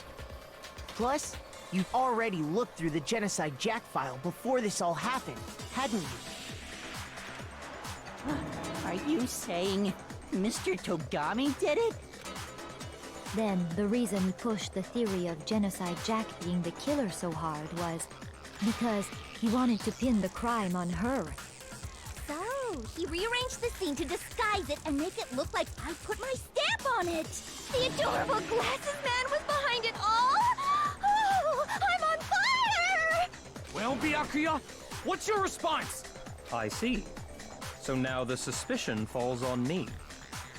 Then I must ask, when would you say I began acting suspicious? Surely you must have an answer. Looking back and thinking about it now, the way you were acting right before we discovered the body was a little strange.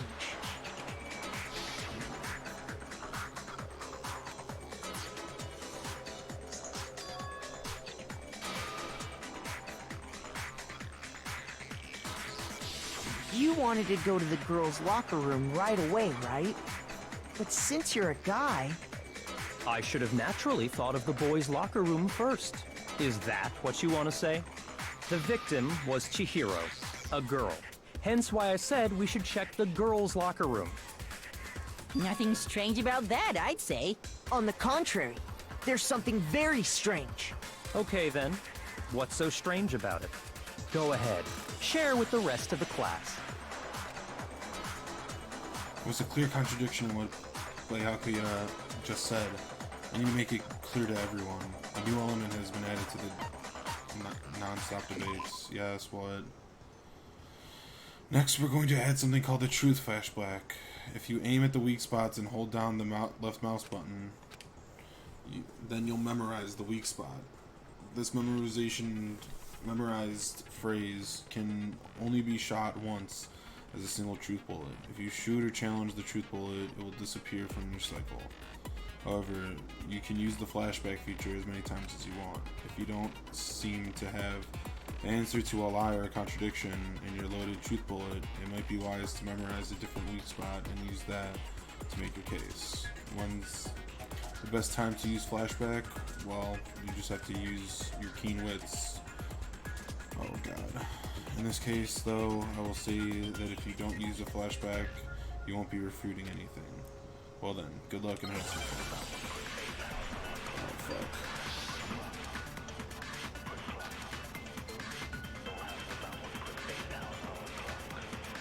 So, you said Byakuya was acting kind of weird before we found the body. But he was acting weird... how? If you're presented with the opportunity to check out the girls' locker room, that's a natural reaction. The victim was Chihiro, who was a girl. So of course I would suggest we check the girls' locker. There was no time. What's so strange? I wish you'd taken me with you. So, you said but he was acting... If you're presented with the opportunity, that's a natural... The victim was Chihiro, who was a girl. Shoot! So, you said Byakuya was acting kind of weird before we found the body. Shoot! Fuck. So, you said Byakuya was acting kind of weird before we found the body. Nope. But he was acting weird... how? If you're presented with the opportunity to check out the girls' locker room, you absolutely take it! That's a natural reaction for any guy! The victim was Chihiro, who was a girl. So of course I would suggest we check the girls' locker room first. There was no time for pointless distractions. What's so strange about that? I wish you'd taken me with you.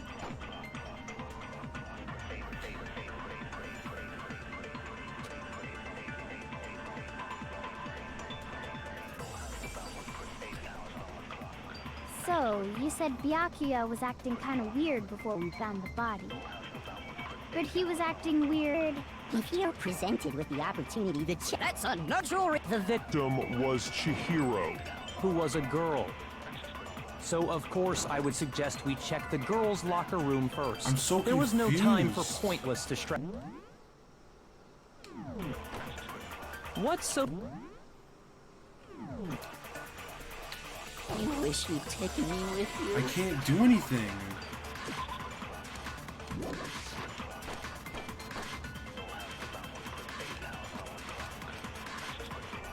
So, you said Byakuya was acting kind of weird before we found him. But he was acting weird. If you're presented with the opportunity to check... That's a natural... The victim was Chihiro, who was a... So of course I would suggest we check the girls' locker room first. There was no time for... What's so strange? I wish you'd taken me with you. So, you said but he was acting... If you're presented with the opportunity to... That's a natural... The victim was Chihiro, who was a girl. Shoot! So, you said Byakuya, but he was acting weak. If you're presented with the opportunity that's unnatural. The victim was so of course I would suggest we check the girls' locker room first. There was no time for pointless distractions. What's so strange about that? I wish you'd taken me with you. Dude, I'm gonna fail this fucking thing. So, What the you fuck? said Byakuya was acting kind of weird before we found the body. But he was acting weird... how? If you're presented with the opportunity to check out the girls' locker room, That's a natural reaction for any guy. The victim was Chihiro, who was a girl, so of course I would suggest there was no time. What's so strange about... I wish you'd taken me with you. So, you said Byakuya, but he was acting... If you're presented with the opportunity That's a natural... The victim was Chihiro, who was a... So of course I would suggest we check the girls' locker room first. Dude, this there doesn't was make no any time sense. for point... What's so strange? I wish you'd taken me with you. So, you said Byakuya, but he was acting weak. If you're presented with the opportunity That's a natural... The victim was Chihiro, so of course I would suggest we check the... There was no time. What's so strange? I wish you'd taken me with you. How am I supposed to hit it when it goes by too So, quick? you said Byakuya, but he was acting weak. If you're presented with the opportunity That's a natural... The victim was Chihiro, who was... So of course I would suggest there was no time. What's so strange? I wish you'd taken me with you.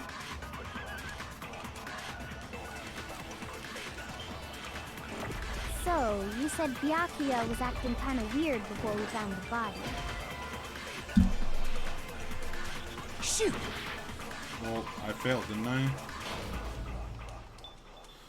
This doesn't make any sense. I literally can't shoot it in the time that it gives me.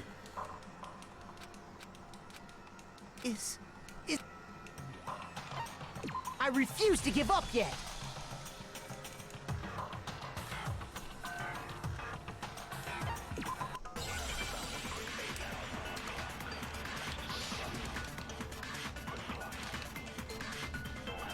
So, you said Byakuya, but he was acting... If you're presented with the opportunity That's a natural... the Victim was Chihiro. who was a girl. Shoot! What the fuck am I supposed to do with that? I don't get this fucking So, thing at all, you said dude. Byakuya was acting kind of weird before we found the body.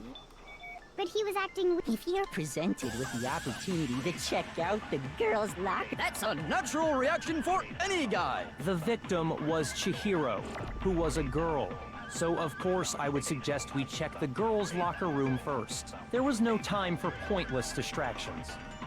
What's so strange about that? I wish you'd taken me with you. What am I supposed to do with this bullet? I literally don't understand. So, you said Byakuya was acting kind of weird before we found the body. But he was acting weird... how? If you're presented with the opportunity to check out the girls' locker room, that's a natural... The victim was Chihiro, who was... There we No, go. that's wrong.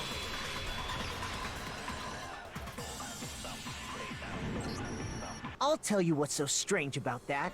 Because up until we actually discovered the body, we couldn't have known who the victim was. So your claim that you went to the girls' locker room first because Chihiro was the victim doesn't hold up. I see. That's a good answer, I must admit. Interesting. Very interesting indeed. But your reasoning is still too weak. Huh? What's wrong? Is that it? Surely you've got more than that. Go ahead. What's with Byakuya's attitude? It's like he doesn't even care. I've got him cornered, but he's acting like he has nothing to do What's with the me. matter? You're not finished already, are you? There must be more to it. There is. There is more to it. Think about it. We just talked about the differences between this case and past Genocide Jack incidents. The proof you're looking for is hidden in there. Oh? Proof that I'm the culprit, you mean?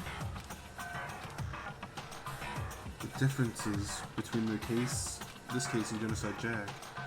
Evidence that proves Byakuya is responsible. What could it be? Maybe the extension cord.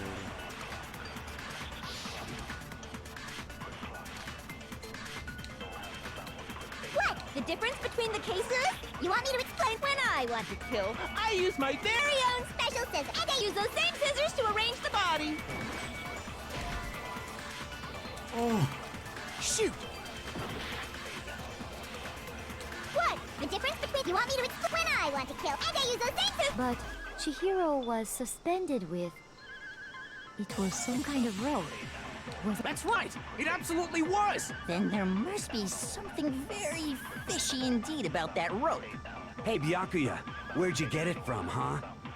I'd never seen that rope before in my life. No, that's wrong.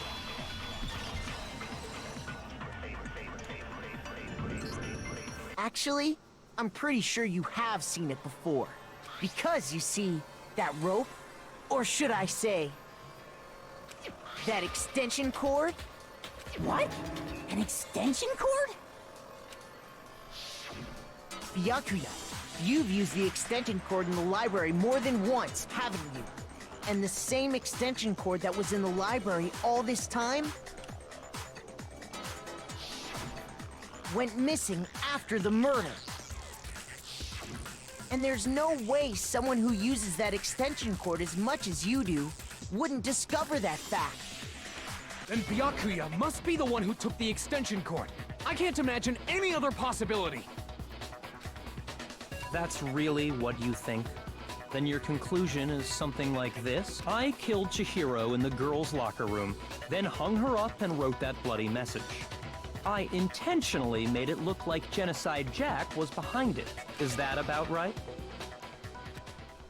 He's doing it again.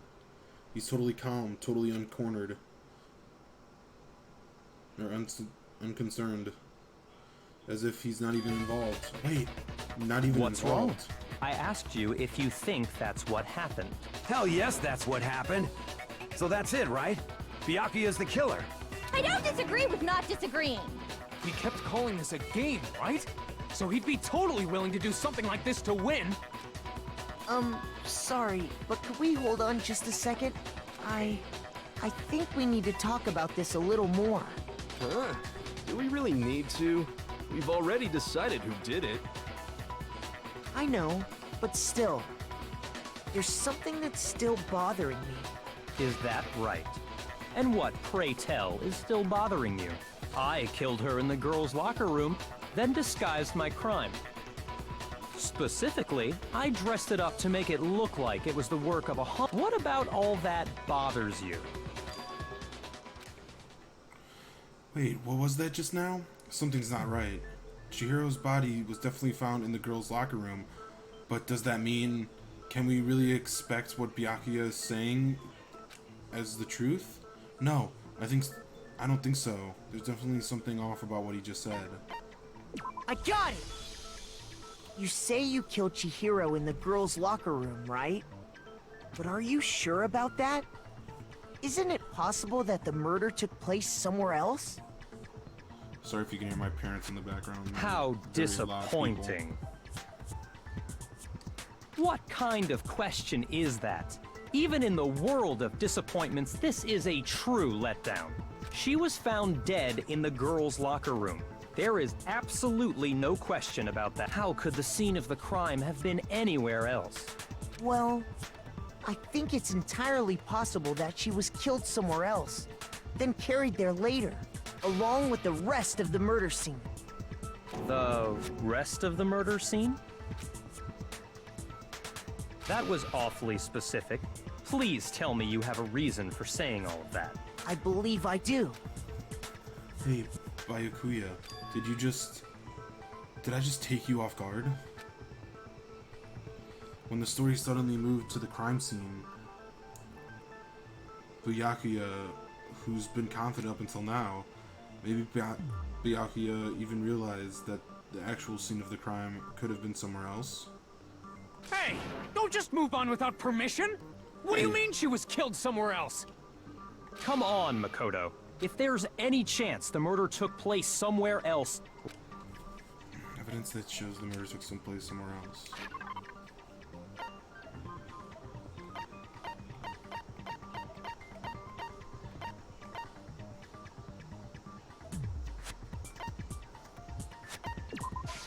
I got it! The proof that she was killed somewhere else is the poster that's hanging in each locker room.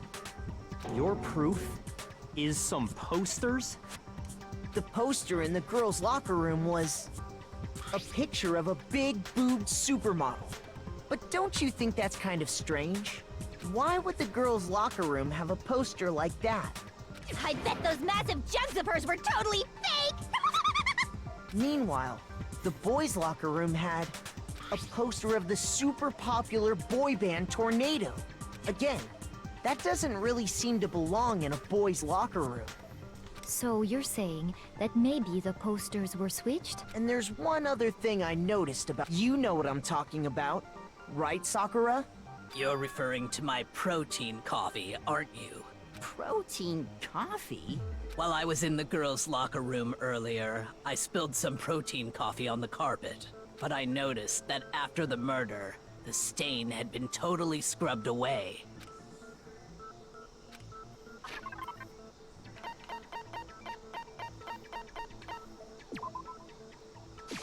I got it! The stain on the girls' locker room carpet wasn't scrubbed away. In fact, I found it on the boys' locker room carpet. That's definitely the stain from my protein coffee. Then, does that mean that the carpets were switched too? But why would anyone do that? To move the murder scene from one locker room to the other. It's certainly plausible, don't you think? What?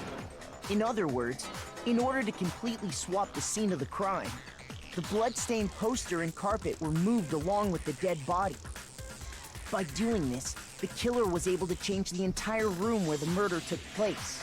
I can certainly follow your reasoning, but why would the culprit bother doing that? Huh? Why would they go through all that trouble of switching the scene of the crime? Actually, an even bigger question. If the murder did take place in the boys' locker room, then how did Chihiro get in the boys' locker room in the first place? Ah! To get into the locker rooms, you have to swipe your e-handbook across the card reader device. But Chihiro's handbook should have only allowed her access to the girls' locker room. She had no way to get into the boys' locker room to begin with. No, she did have a way, and I can tell you what it was. I highly doubt that. Shut up! I'm telling you, I know how she could have done it. He is right. Is he right? Could Chihiro really have gotten into the boys' locker room somehow?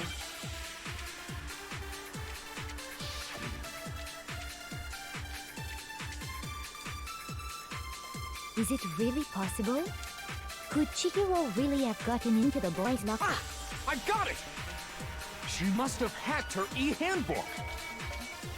She was the ultimate. I'm sure that would have... No, I don't... She used the thing... Huh? What? I'm talking about Leon's handbook, of course. If she had that, she could get into the boys' locker room no problem.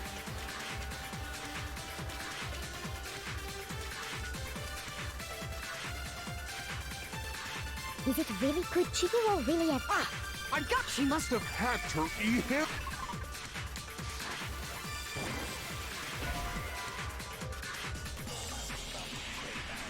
Shoot! Is it really? Could Chihiro really... Ah! She must have hacked her e-handbook. She was the ultimate programmer, after all. I'm sure that would have been no problem for her. No, I don't think that's it. She used the thing that was in the main hall. Huh? What thing? I'm talking about Leon's handbook, of course. If she had that, she could get into the boys' locker room no problem.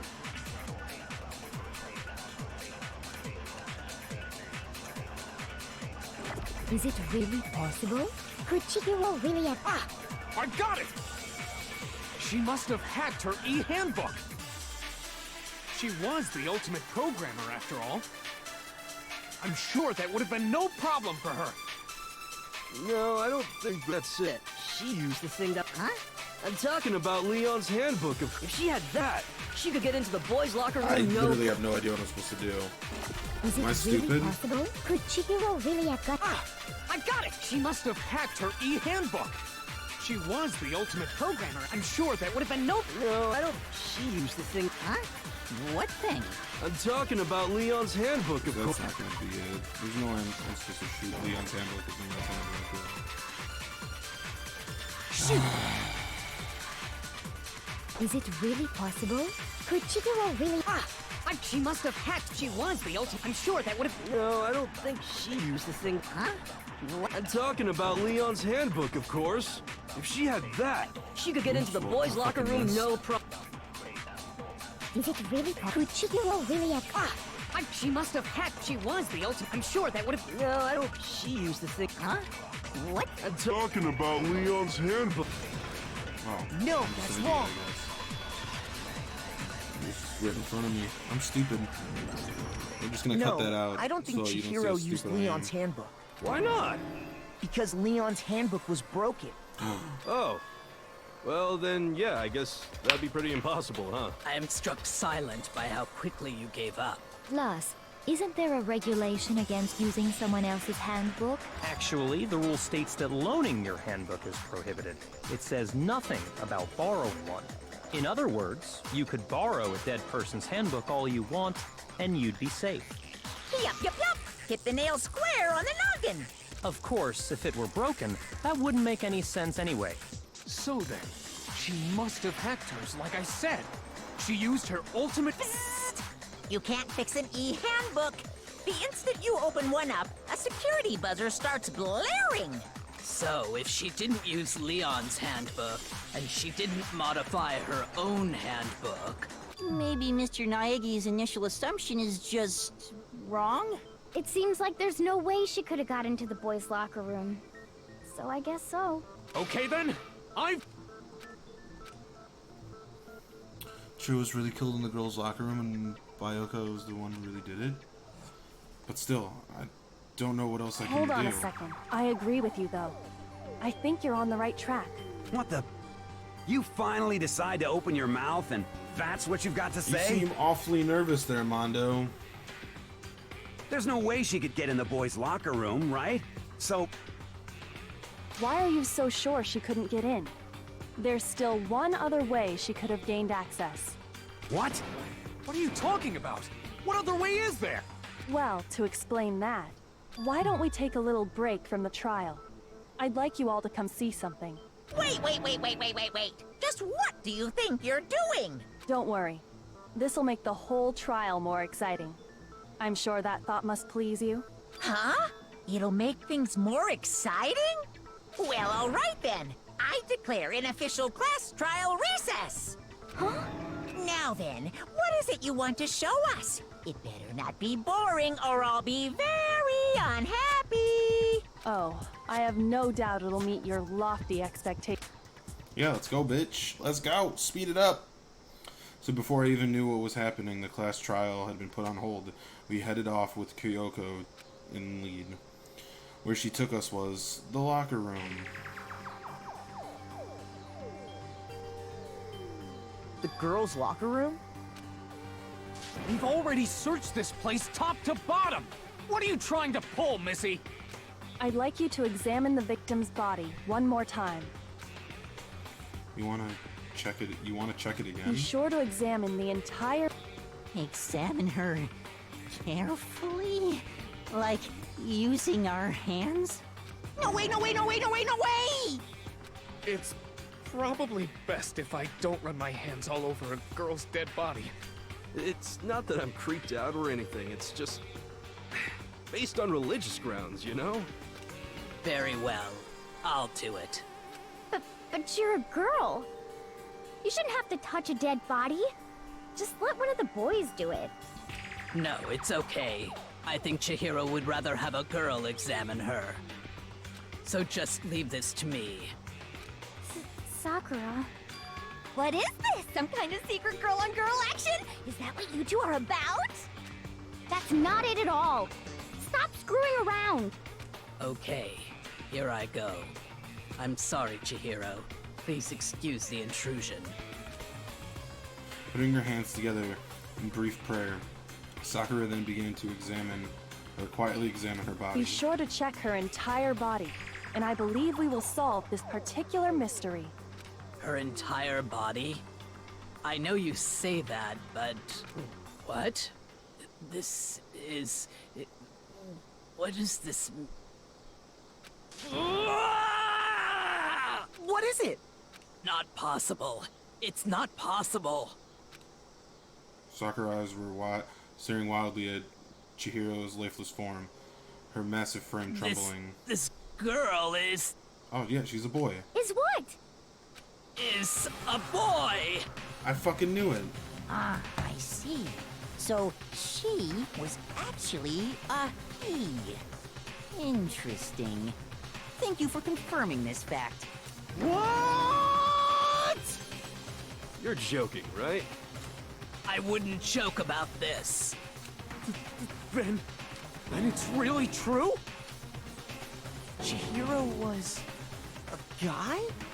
Hmm? Oh, what, you guys didn't know? Heck, I knew that right off the bat. Chihiro Fujisaki was totally a guy.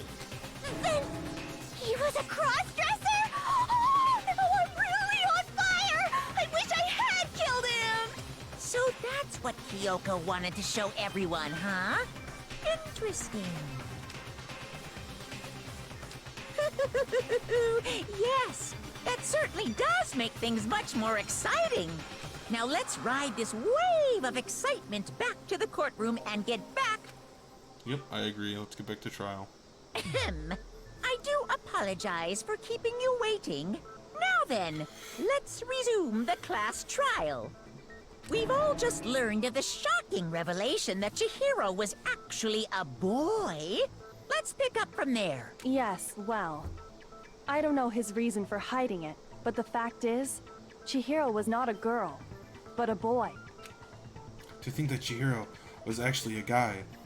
The thought had never crossed my And mind. because the victim was male, he would have had no problem gaining access to the boys' locker room. Assuming his handbook did, in fact, list his gender as male, then yes, that would be true. Of course his handbook said he was a boy. He dressed like a girl, but he was a boy through and through. So then, there should be no issue with Makoto's initial assertion. The victim was killed in the boys' locker room, and was then later moved to the girls' locker room. And the killer could have easily used Sayaka or Junko's handbook to get into the girls' locker room. So Chihiro really... I still don't understand the motive for moving the body, but yes, that does seem plausible. Well, I must admit, I did find it rather odd. I knew he felt a little off. There was a certain incongruity to his female body. This is the most titillating situation! So now everything has been connected. All the mysteries have finally become clear. Okay, well, connected or clear or whatever. We still think you're the killer, remember? Very interesting.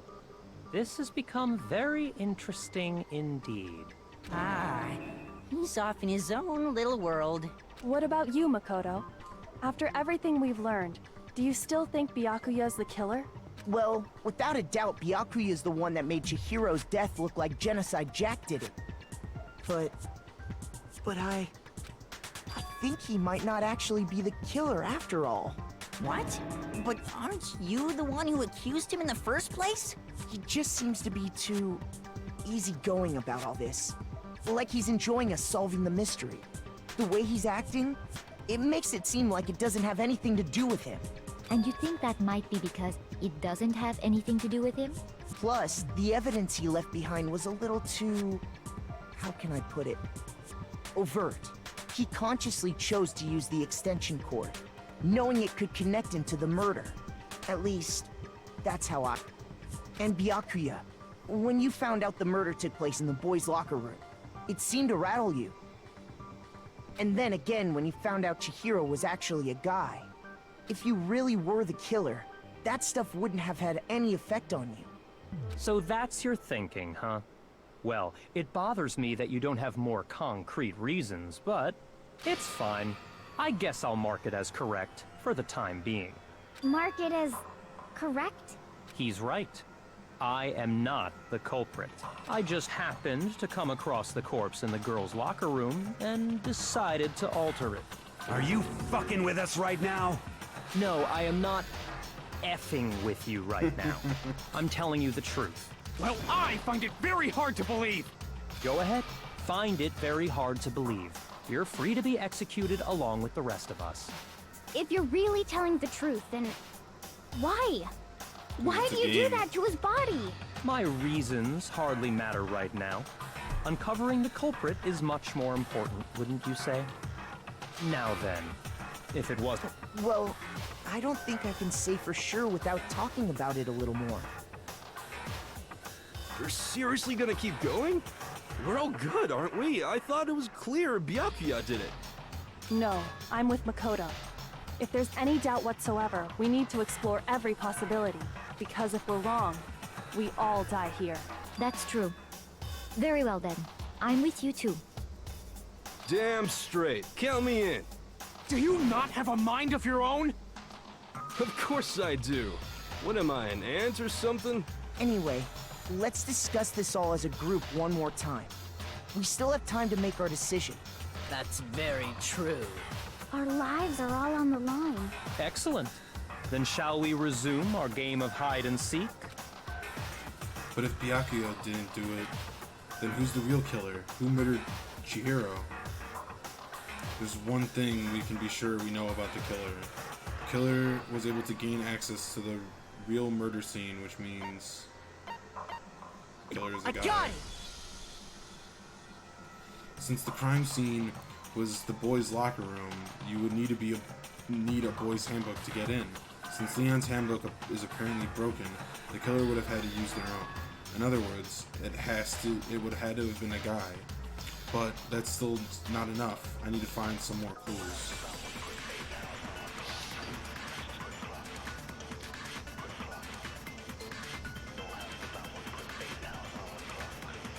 Isn't there a single clue that might lead us to who did well? Clues. Did nobody get a look at the killer? I'm sure if someone saw the killer, They would have said so. Perhaps someone saw the victim at some point. Yeah. All we need right now is any... it's over. It's all... You want to know who saw the killer? And only the killer. And it's not like they're just gonna Turn them... Game over, man! Yeah! No! Not game over! Isn't there a single Well, clue. Did nobody get... I'm sure if someone saw the... Perhaps someone saw the victim at... Yeah. It's over. You want to know who saw the victim? The killer. And only... No, that's wrong.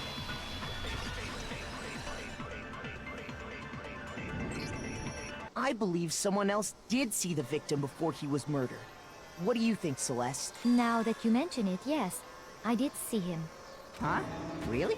Oh, but I suppose only Makoto knows about this. The rest of you had no idea, did you? That is why you're all making such ugly noises. Whatever! Just hurry up and tell us! It was last night, right before nighttime. I saw Chihiro in the dormitory warehouse. I saw him stuffing a track jacket into a duffel bag. And then, I assume, he headed off to exercise. A track jacket and a duffel bag? But we didn't find anything like that at the murder scene. It seems likely that the culprit destroyed them to get rid of any evidence. And that is when he said something that struck me as rather odd.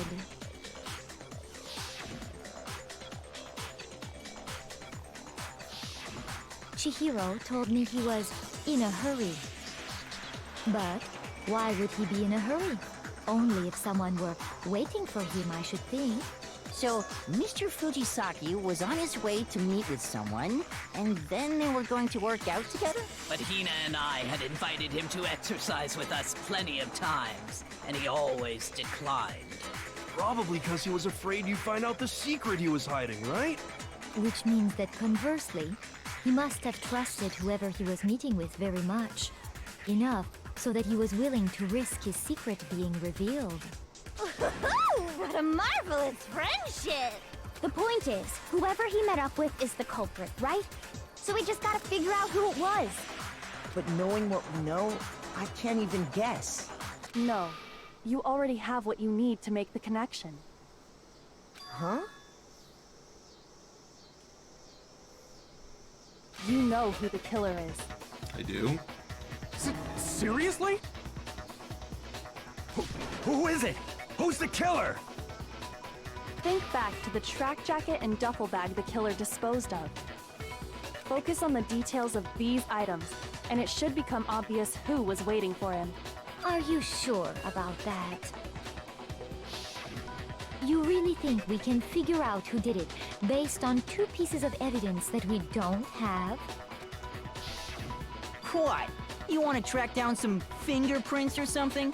Even if we had the equipment for that, we wouldn't know how to use it. As was noted, the evidence is already gone. There's nothing to get fingerprints from. Maybe, but we can make certain inferences if we just take the time to talk it out. Easy for you to say, but fine. Celeste, did you notice anything special about the bag or jacket? The bag was just a normal duffel bag from the warehouse. All the bags in there are the same, so I can't imagine what would make that one special. Well, if I remember right, there was a decent variety of tracksuits to choose from. Do you think there might be some connection between the culprit and Chihiro's jacket? Perhaps. Let's explore that and talk a bit more about the jacket he took. Does Chihiro's jacket really hold some clue about the killer? Somehow, it's really hard to believe.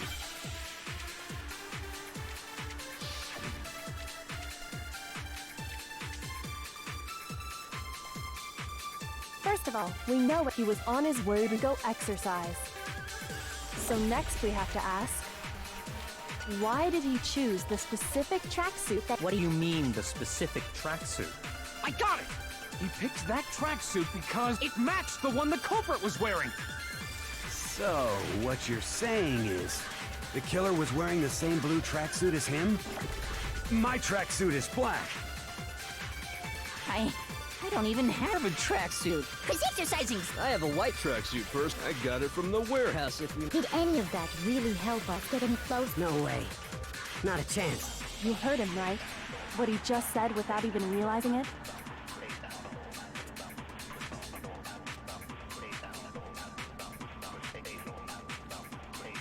First of all, we know he was on his way, so next we have to— Why did he choose the specific— What do you mean, the specific I got it!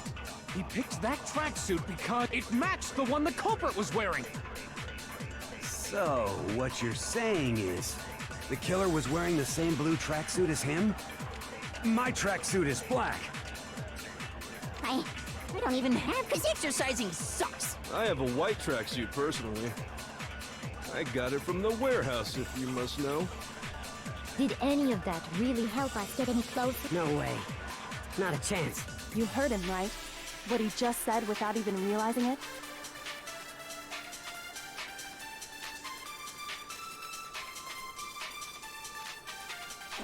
First of all, we know where Chihiro— He was on his way to— So next we have— Why did he choose the— What do you mean, the specific— I got it! He picked that. It matched the one the culprit was wearing. So, what you're saying is, the killer was wearing the same blue tracksuit as him? Shoot!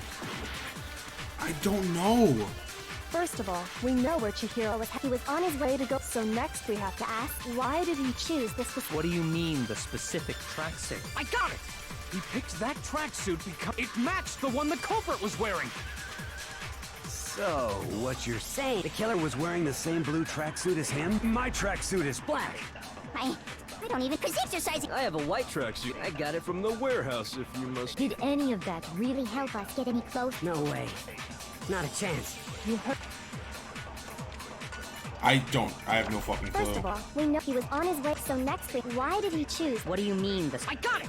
It matched the one— So, the killer was wearing the— My tracksuit is black. Shoot! First of all, he was on his way to go out. So next we have to ask, why did he choose the specific tracksuit? What do you mean, the specific— I got it! He picked that tracksuit. It matched the one the culprit was wearing. So, what you're saying? The killer was wearing the same blue tracksuit? My tracksuit is black. I don't even... Cause exercising... I have a white tracksuit. I got it from the warehouse if you... Did any of that really help us? No way. Not a chance. You heard him, right? What he just said without even realizing it? No, I didn't hear it. First of all, when he was on his way, so next we have... Why did he choose... What do you mean, this... I got it!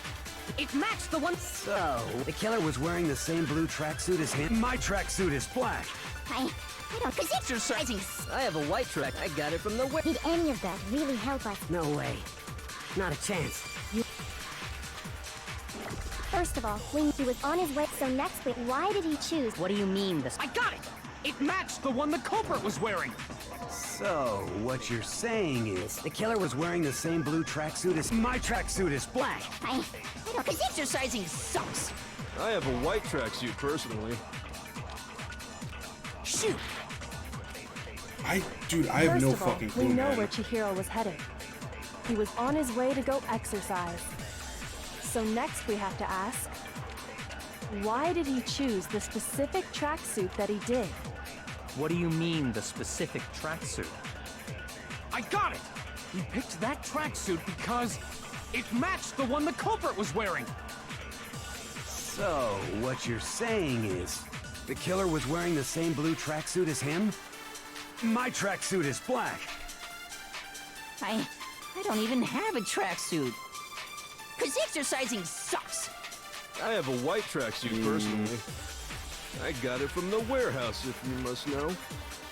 Did any of that really help us get any closer to figuring out... No way. Not a chance.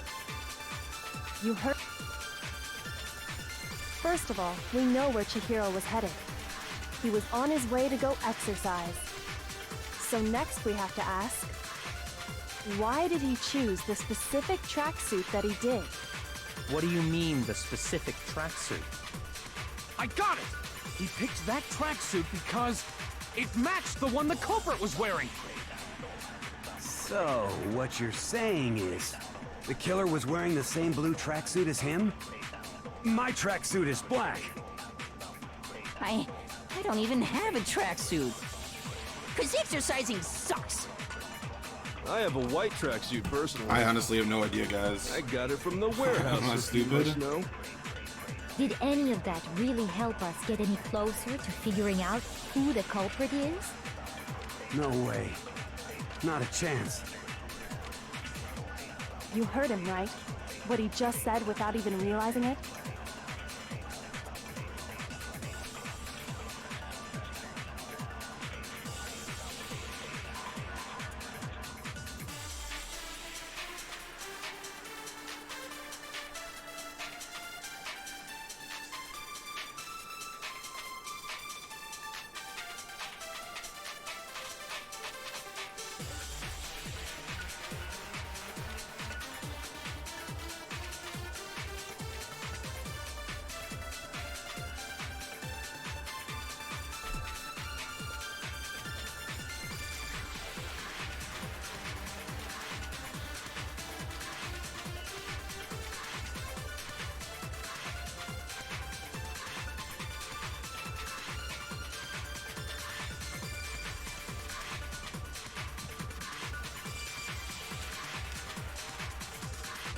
First of all, we know where Chihiro was headed. He was on his way to go exercise. So next we have to ask, why did he choose this specific... What do you mean, this... I got it! He picked that tracksuit. It matched the one the culprit was... So, what you're saying, the killer was wearing the same blue track... No, that's wrong.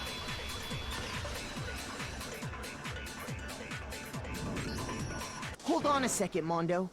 What did you just say? Huh? What'd I say? When Celeste testified a few minutes ago, she said...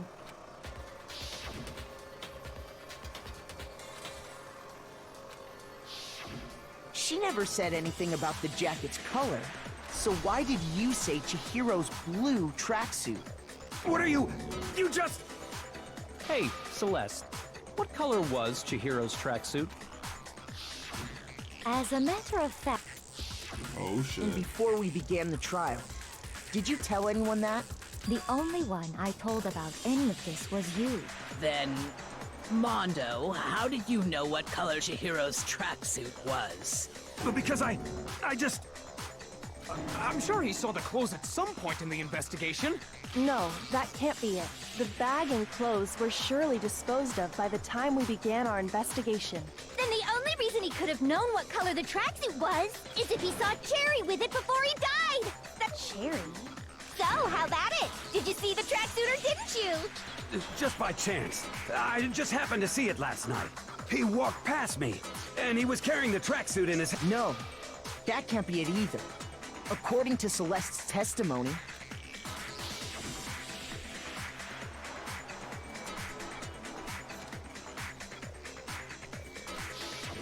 when Celeste noticed it, Chihiro made a point of making sure the jacket was completely in the bag. If you just ran into him briefly, you couldn't possibly have seen what color the tracksuit was. Yeah. It would appear you've dug your own grave. Perhaps. But you handed him the shovel, didn't you? That's why you said what you did. Focus on the tracksuit and it'll be obvious who he met with? What a bunch of nonsense.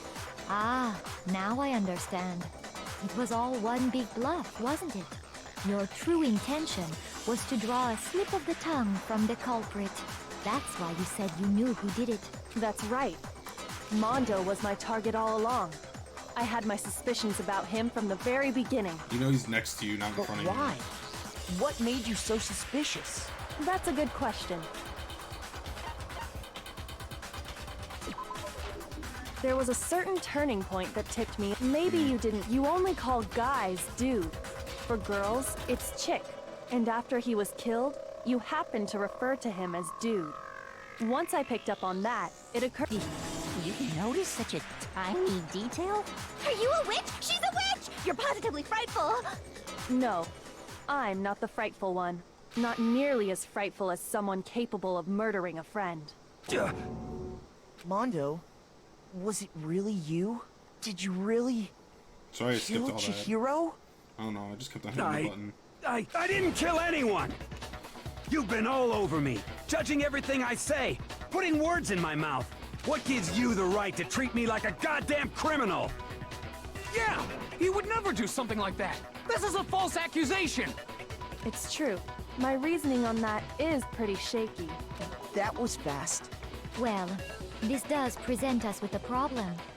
It seems we are all out of leads. My time has nearly come. That's what my little ghost friend is telling me. Oh yeah, that reminds me. Hifumi, weren't you telling me you'd found some evidence? Really? What kind of evidence? Actually, you know, now that I'm thinking about it here calmly, it might not be all that relevant. Jeez, does your confidence just get up and walk away? It's fine, man. Just tell us. If you really insist, then, here it is. What do you have there? It happens to be an e-handbook. I found it laying on the ground, so I scooped it up. Found it on the ground, right? Then it must belong to... I got it! We know Chihiro's handbook was missing from the scene of the crime, right? For a fact. For a fact indeed.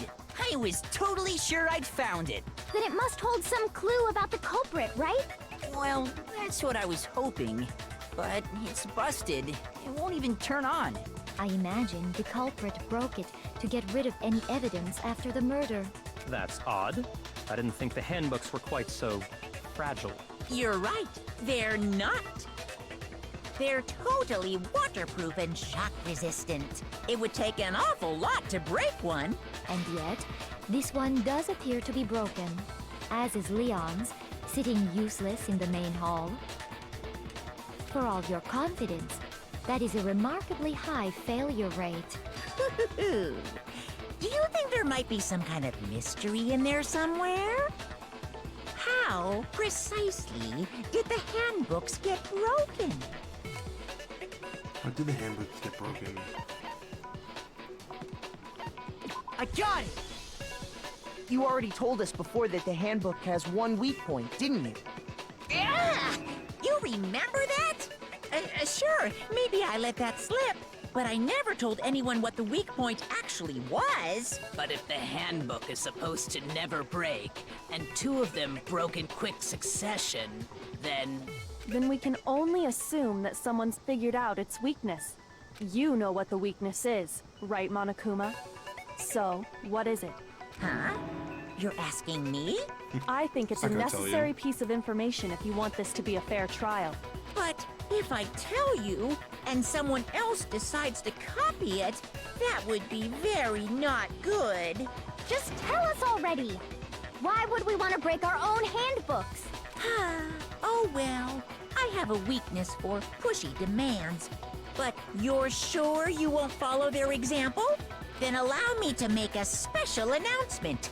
The weak point of my cutting-edge e-handbook is... when it's exposed to high temperatures for too long, it will suffer a meltdown and totally break! I flippin' knew it! You knew it? Yeah, because I found the handbook laying on the floor of the sauna. The temperature in the sauna can reach over 200 degrees. Strange how you don't get burnt, huh? It's because as your sweat evaporates, it creates a cooling layer of air around your skin. If the hot air of the sauna were somehow pushed directly onto your skin, you'd definitely get fried. That layer of air would get blown away. That's why you may feel a burning when you move around. So when you're in a sauna, make sure to keep nice and still. Wow, interesting. I learned one new fact today.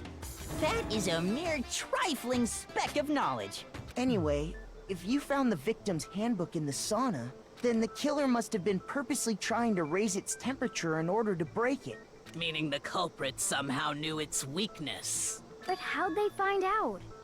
Monokuma said he didn't tell anyone, right? Indeed. Quite the mystery. What if they found out by accident? What do you mean by accident? What if the killer took their own handbook into the sauna, not knowing its weakness, and it broke?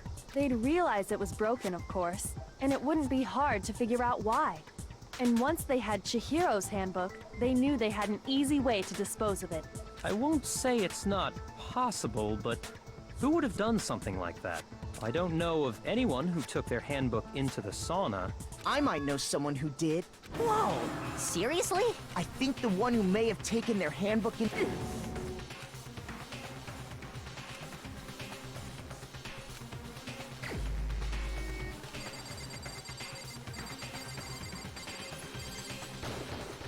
Here's my answer! Mondo, your handbook got broken in the sauna, didn't it? What? Why? Why do you keep accusing him? Mondo and Taka had an endurance contest in the sauna not too long ago, remember? And for the contest, Mondo just so happened to keep his school uniform on. But little did he realize, he'd also left his handbook in one of his uniform pockets. And when it was all over, Mondo discovered that taking your handbook into the sauna could easily destroy it. No, wait, hold on. You got it all wrong. He would never kill. I don't accept this. Show me the proof. The actual solid proof. I mean, I don't want to believe it either, but I found something that proves it beyond a shadow of a doubt.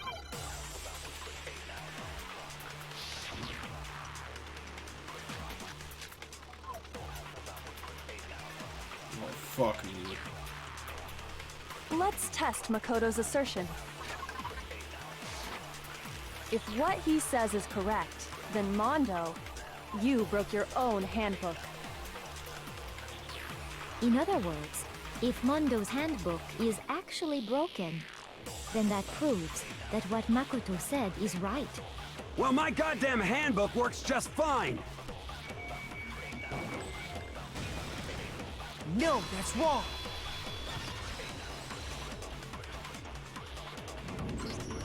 Mondo, the handbook you have right now, is it really yours? The fuck is that supposed to mean? The broken handbook that was in the main hall, isn't that one actually yours? What the heck are you talking about? What I mean is, I think Mondo swapped his handbook out for one that actually works. I think he took Leon's handbook and replaced it with his own. After all, Monokuma said himself that Leon's handbook never should have broken. That's right! The punishment it suffered wasn't nearly enough to destroy it. So then, the broken handbook in the main hall is actually Mondo's.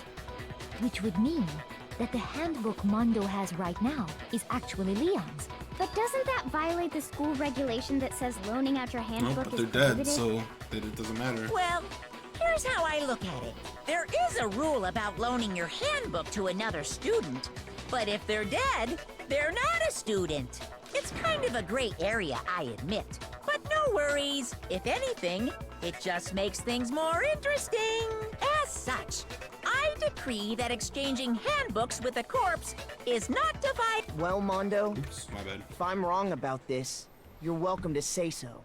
I'm happy to admit I made a mistake, but... Son of a bitch. What's wrong, bro? Come on, tell him he's wrong. You are wrong. You have to be wrong. Everything you just said is wrong. You made it all up. Okay, then why don't we look back on this case one more time, from the beginning? That way, everything will become clear, and we'll all see if I was right or wrong. This is the comic book section. Bleh.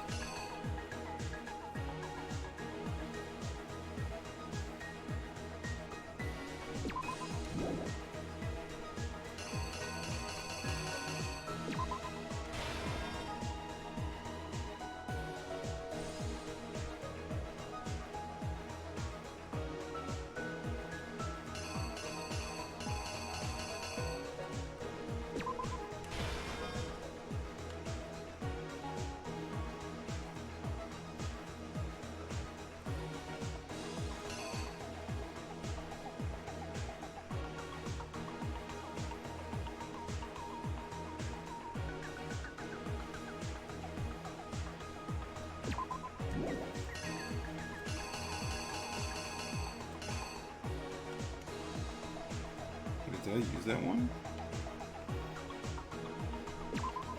Oops.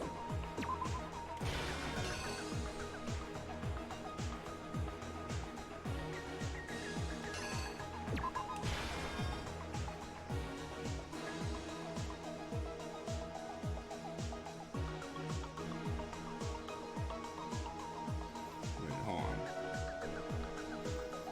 Did I do this right? Let me go back. She got the bag. She uses her ebook. She goes into the boys' locker room. He'd be working out with his dumbbell.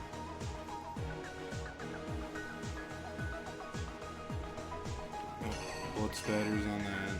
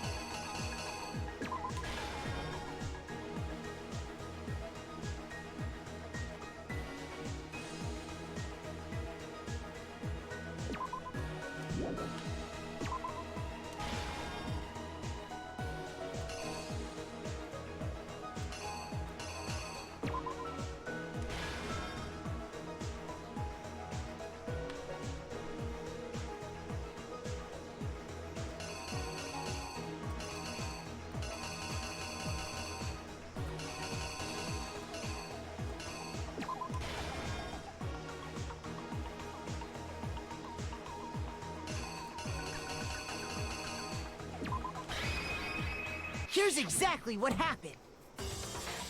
First, let's take a look back to before the incident. Last night, Celeste saw Chihiro in the warehouse, correct? At the time, she was apparently stuffing something into a duffel bag. That something was a blue tracksuit. You can confirm this, right, Celeste?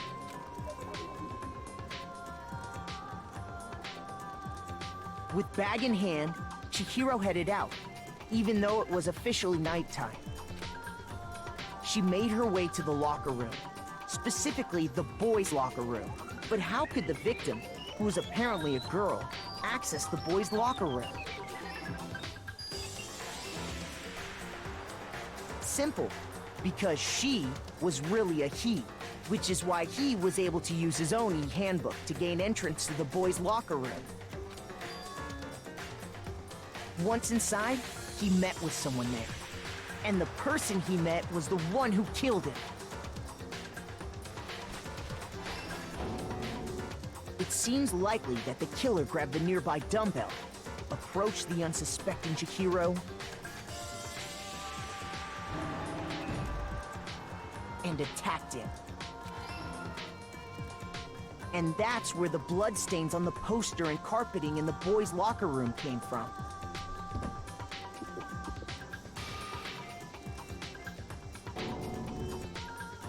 It was likely in the heat of the moment. The body was arranged, but the murder itself felt unplanned.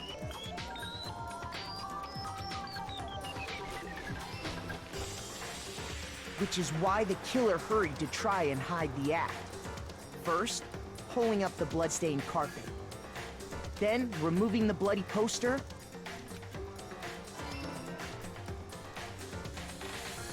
And finally carrying the corpse into the girls' locker room. A girl's handbook was necessary to get into the locker room, of course. But this alone doesn't prove that the killer was necessarily a girl. After all, Sayaka and Junko's handbooks had been placed in the main hall. Using one of those, a boy could get into the girls' locker room without much problem. And that's exactly how the killer did it. With the carpet and the poster they brought with them, they got to work.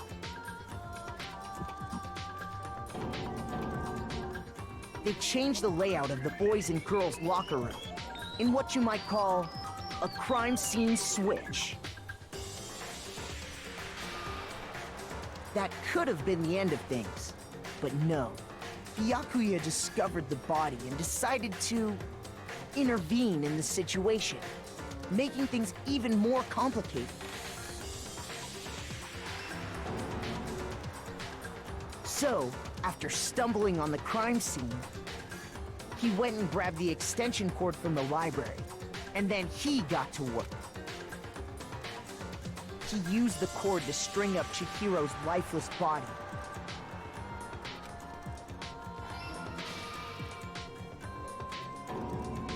Then, using the victim's own blood, he left a grisly message there at the scene of the crime. He wanted to create the illusion that Genocide Jack was responsible for the slaughter. And around the same time that Byakuya was putting together this facade, the killer, having already disposed of Chihiro's bag and other belongings, arrived at the sauna. There, they planned to destroy the last piece of evidence.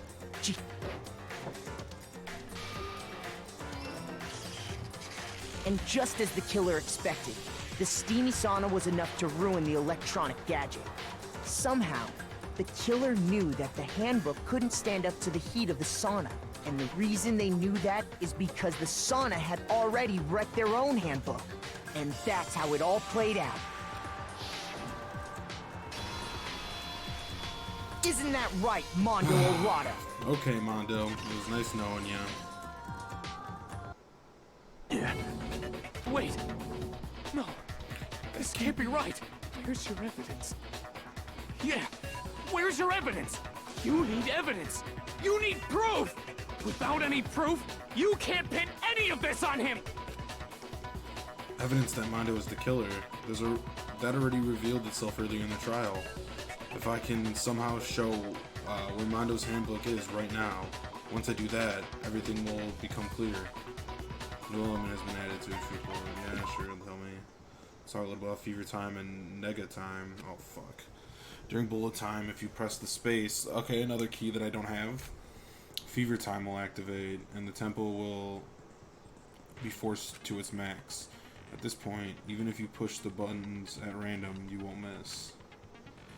You can press RM, LMB, RMB, LMB, however you want to destroy your opponent's verbal assault. But this only lasts until your focus gauge runs out, so make the best possible use of your time. Of course, if you it wouldn't be fair if only you got to access this special time, right? So we've compared something called nega time that your opponent can use. If your opponent activates nega time during the battle, your tempo meter will disappear, making it quite a bit difficult to hit buttons in rhythm. If you activate fever time at this point, no, never mind. I'm sure that would never happen. Okay, I'm gonna do it. Unsurprisingly, if your action difficulty is set to gentle, your opponent won't use nega time.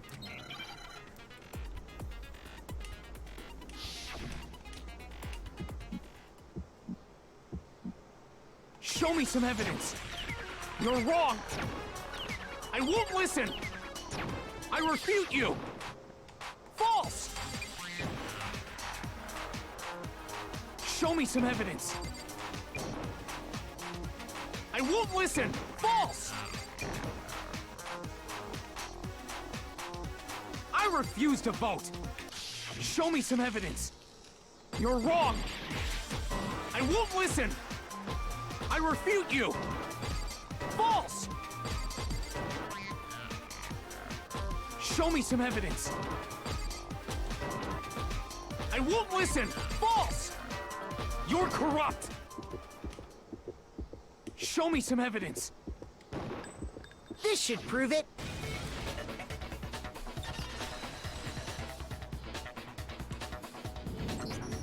If my thinking so far is right, Mondo must have replaced, in which case, we can just check each of our handbooks right once we do that. We don't gotta do that. Huh? Yeah. Yeah, I did it. I killed him.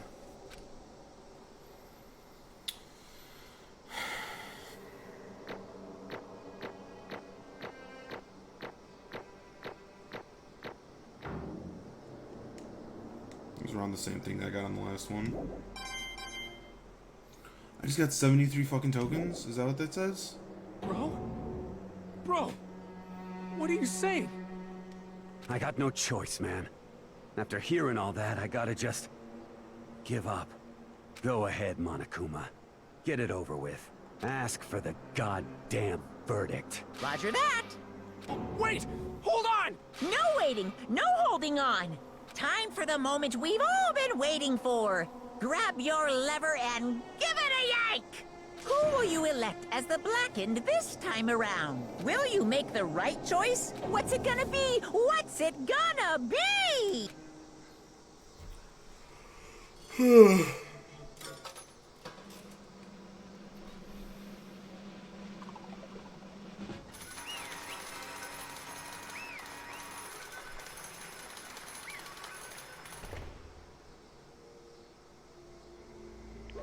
What?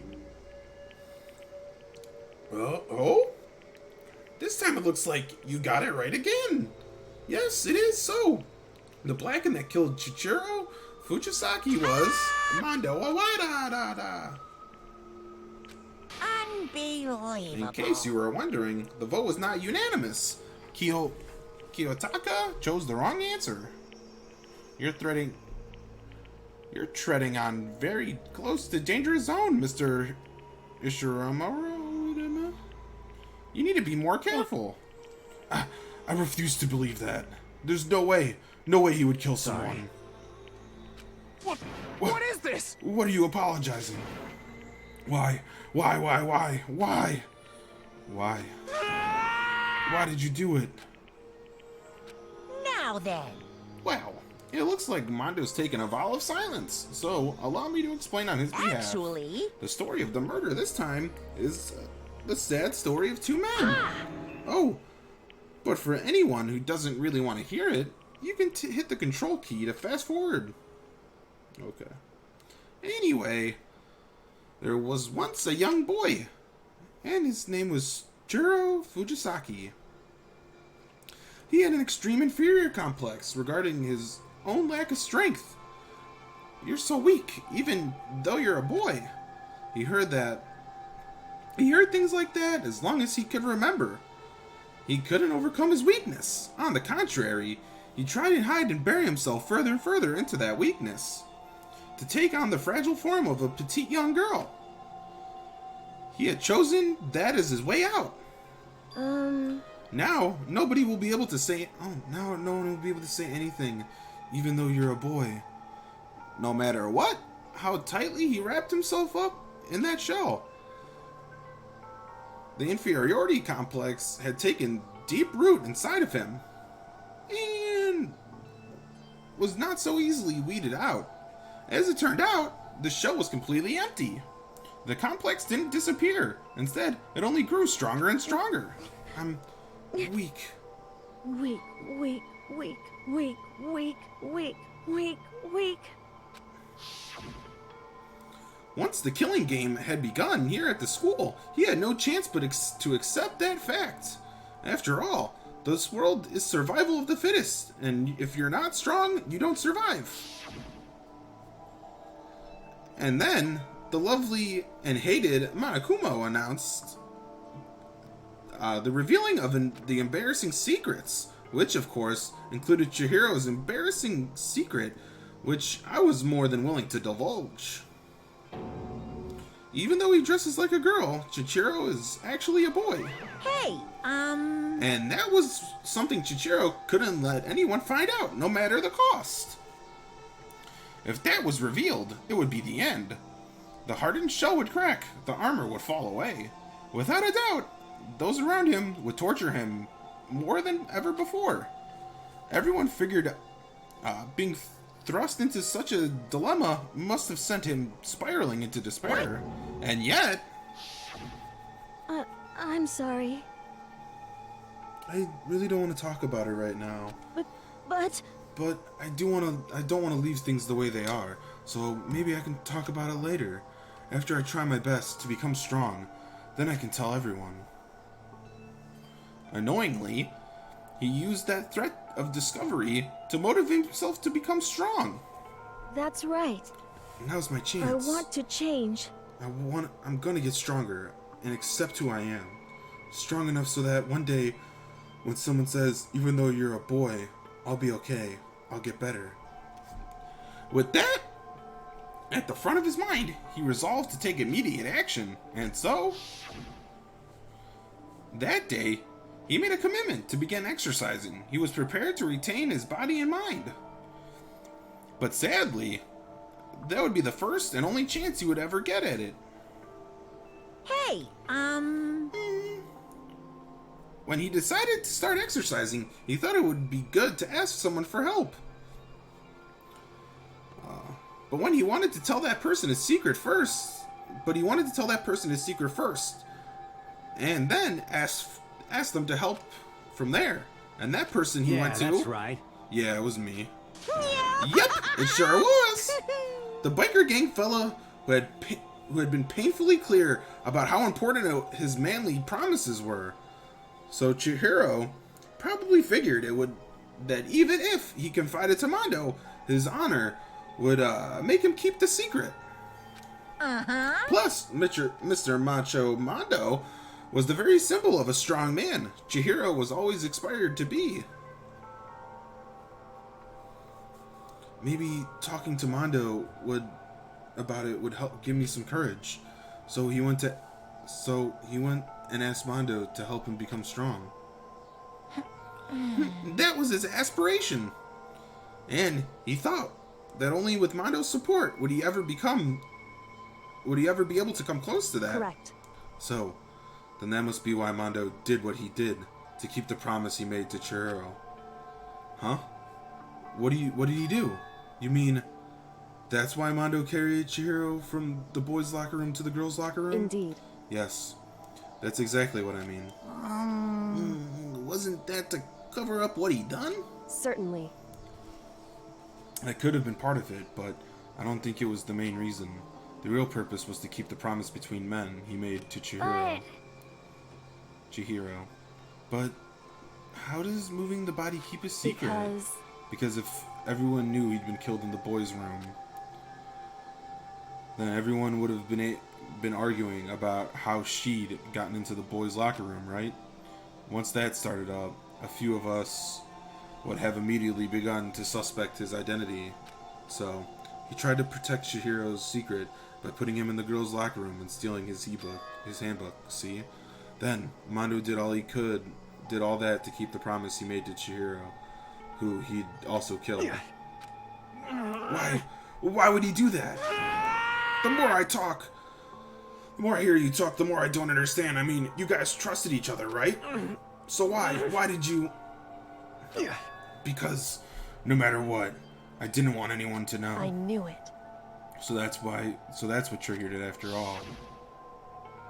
The possibility of having your embarrassing memories and secrets exposed. What is this? That's impossible. Nothing could have been that bad. Something he didn't want anyone to know, even if it meant killing someone? Wrong. Impossible. Don't make me repeat myself. How many times do I have to repeat myself? To judge others by your own standard is the height of stupidity?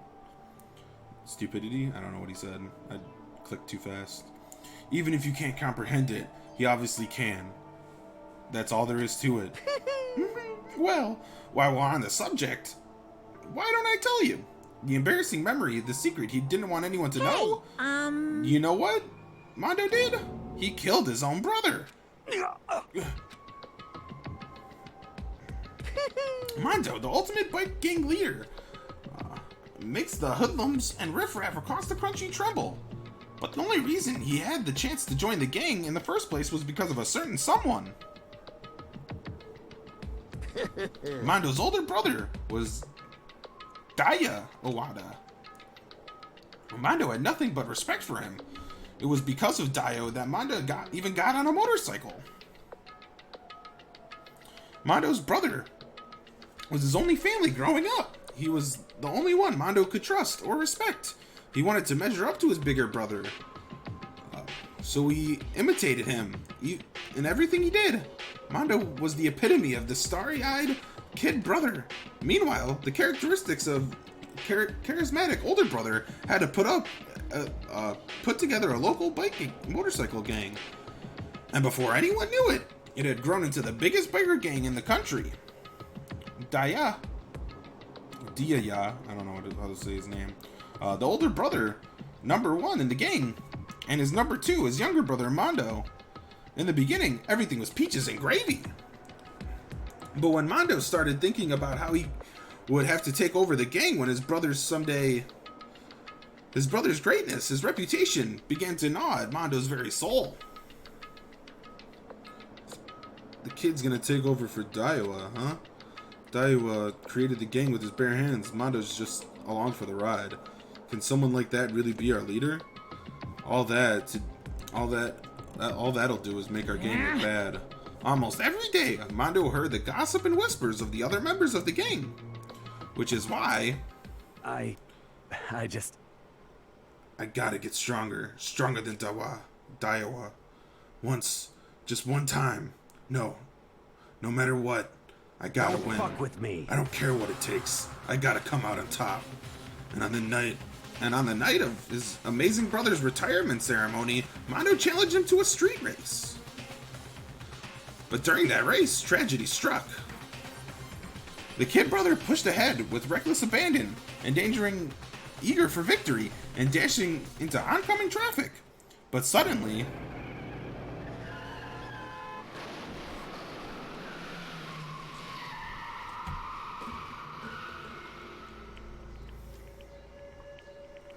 laying in his kid brother's arms, the older brother delivered his final words. My bad, kid. I fucked up. Sorry. Of course, he knew his older brother's fault. Of course he knew it was his brother's fault, but Daiwa never blamed him for what happened. Hey kid, the rest is up to you. No matter what, you gotta keep the gang together. Because it's the team you and me put together. It's a promise between men. He decided to hide the truth from what happened, of what happened from everyone else in the gang, in order to keep the gang together and to keep the promise his brother. He could never admit to anyone that it was his own weakness that caused the accident, and as a result, the team was made even stronger, using the banner of the kid who bested his bigger brother. Daiwa was gonna lose to his kid brother, so he got stupid and killed himself. That became the explanation for what happened. Mondo's lie became the truth. He wanted to lead the team so badly, he was willing to tell all kinds of lies about his brother. I'm strong. Yeah. Strong. And yet, as soon as our killing game began, he realized, no matter how tough he pretended to be, he was just another weakling that could die in an instant.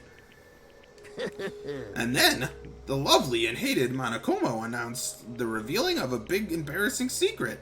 And at that point, it was clear I would have no problem shedding light on his secret. Monokuma killed his older brother. No matter what, I couldn't let the other gang members find out. If that happened, everything would be, okay, I accidentally skipped it. Everything me and my brother worked for to create would have been destroyed. His death, all the guilt I've been carrying around, it all would have been for nothing. So that's why I, Mondo. After I saw what Monokuma had on me, my head filled up with all kinds of fuzzy unease, and just started swirling around. I never felt anything like it before. I didn't know what to do about it. I wasn't sure what to think or say. But after a while, the fuzzy uneasiness turned itself into a rock-hard lump of anxiety way down in my stomach. And it was right around then that Chihiro asked me to start working out with him. And right then, he told me a secret. Seriously? Jesus! I'm sorry. Sorry I lied to you. But why? Why now? Why are you telling me this all of a sudden? Huh? 'Cause, I mean, you kept it a secret all this time, right? If anyone found out, you would... But... You're right, but... I want to change. I wrap myself in lies. I'm weak. I want to destroy that version of me forever. His words were like a knife in my gut. I felt like he was exposing the lie I'd been living myself. I have to change. I don't want to be weak anymore. You're so strong. It can't hurt you, right? Whatever secret Monokuma might tell us. You piece of... So what? You're saying I should just say it? What? You're saying... What? If I really am, I should just be able to tell everyone my secret? Huh? I was jealous. I was jealous of Chihiro's strength. He had the strength to face his own weakness, to try to overcome it. It was the kind of strength I'd never had. So I was jealous of him, and that jealousy broke me. What? Are you making fun of me? I'm strong? Are you fucking with me? No! I'm not making fun of you. You really are strong, Mondo. It felt like I could hear something starting to creak. Something inside my head. What did you want me to do? What am I supposed to do? Was I supposed to just sit back and let my secret get revealed and ruin everything? What's wrong? What's wrong? Damn you! Why did you have to go and tell me all that? Are you trying to rub my failure in my face? I just wanted to... I admire you. Your strength. Yeah, that's right. Yeah, that's right. I am strong. Strong. I'm strong. Strong. Stronger than you. You son of a bitch! And stronger than Daiwa. I don't remember anything after that. When I woke up again, he was laying at my feet, covered in blood. I had a dumbbell in my hand, and I was just staring down at him. Down on the ground. I killed him. I killed Chihiro. Even after all this time, I'm still just as weak as I've always been. And thanks to that, I did something I can never take back. Mondo, who was normally so aggressive, so angry, he hid that weak side away from everyone. That was his secret. A weakness like that lived in a heart like his, and turned him cold-blooded. God damn it. Look at him, you see? You're all just like him. For a secret from the past, for a memory. For that, he killed another living human in cold blood. He couldn't cut free from his regret from the outside world. He doesn't know what true strength is. Do you see hope anywhere in here? In there? 'Cause I sure don't. You bastard. Just shut up, you son of a bitch. Just go ahead. Say that again, I dare you. Yep. Hey, I'll say it as many times as I want. Is what I say is what I want to say, but unfortunately, I can't do that right now because it's time for punishment. Punishment? Can't be. You mean execution? Well now. That's what I promised you, right? The blackened that disturbs the peace will be punished. Ridiculous. Hold on. Now then, I've prepared a very special punishment. For Mr. Owada, Mr. Mondo Owada, the ultimate biker gang leader. No, wait! Let's give it everything we've got. It's punishment time! I said wait! Sorry, man. I couldn't keep the promise we made. From one man to another.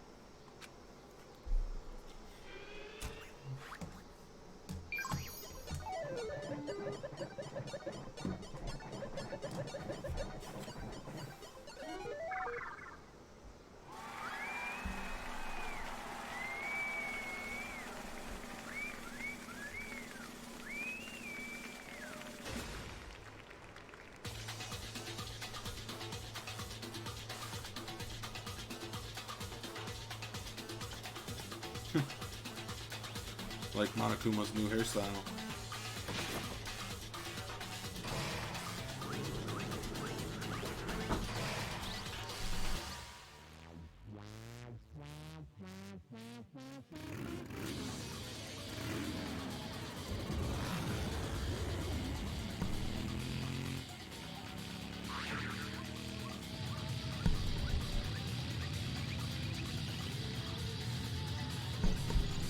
Hello? There we go.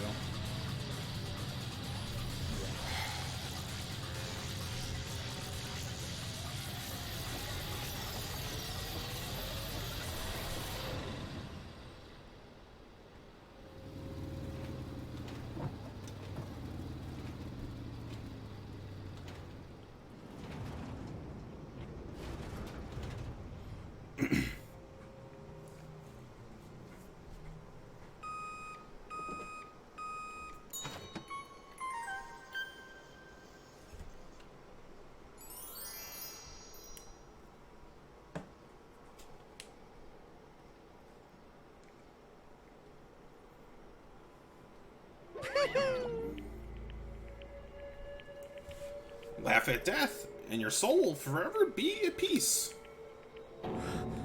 It can't be. My brother. Another murder, another execution. I want to feel again. I want to. Everyone's lives are taken so lightly here. I feel like I might be going mad. Maybe I'll just let it happen.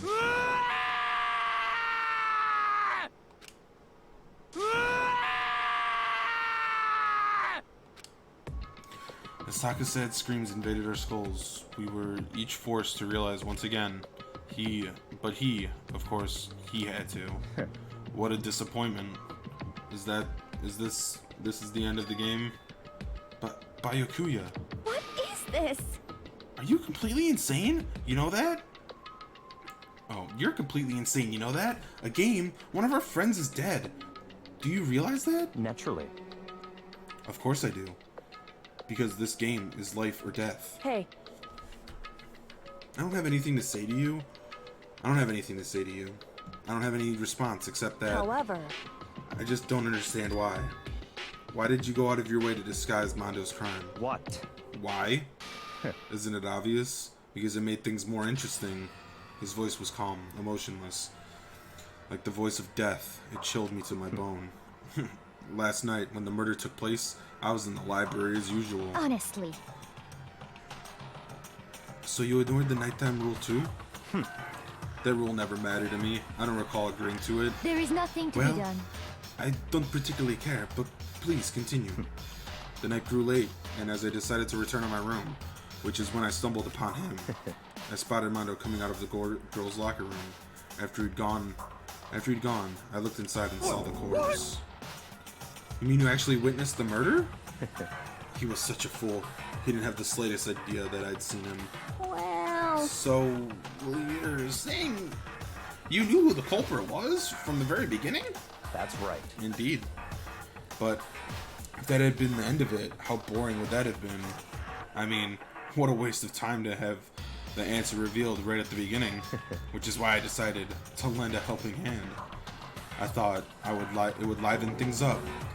You did all that to liven things up? I see. So, after hearing about Genocide Jack from Tokyo, you decided to use that to create the fake murder scene. But damn, man, if we hadn't figured it out who'd really done it, you would have been dead too, right? Well, obviously I would have revealed the truth before it reached that point, of course. Bayuku turned and looked me in the eye. I could feel his sharp eyes piercing into me. Thanks to a certain remarkable someone, It never did. And I was able to perform an interesting experiment. Interesting. Once I do decide to become blackened, I know who I'll have to watch out for. What? Correct. So, that was your reason. Are you satisfied? Indeed. Yes. We're done listening to your story. Move on. Hey. There's something I'd like to ask Monokuma. What's this? Oh, I'm up next. You like to perform elaborate executions each time, correct? My question is, why? Do you like them? Alright. Unfortunately, I gotta end it. At least we finished the trial and we saw the death, but I got shit to do. So, I hope you enjoyed it. I know I did. But yeah, hope you enjoyed it. Hope it brought some laughs, some tears. And yeah, and I'll see you in the next one. Bye.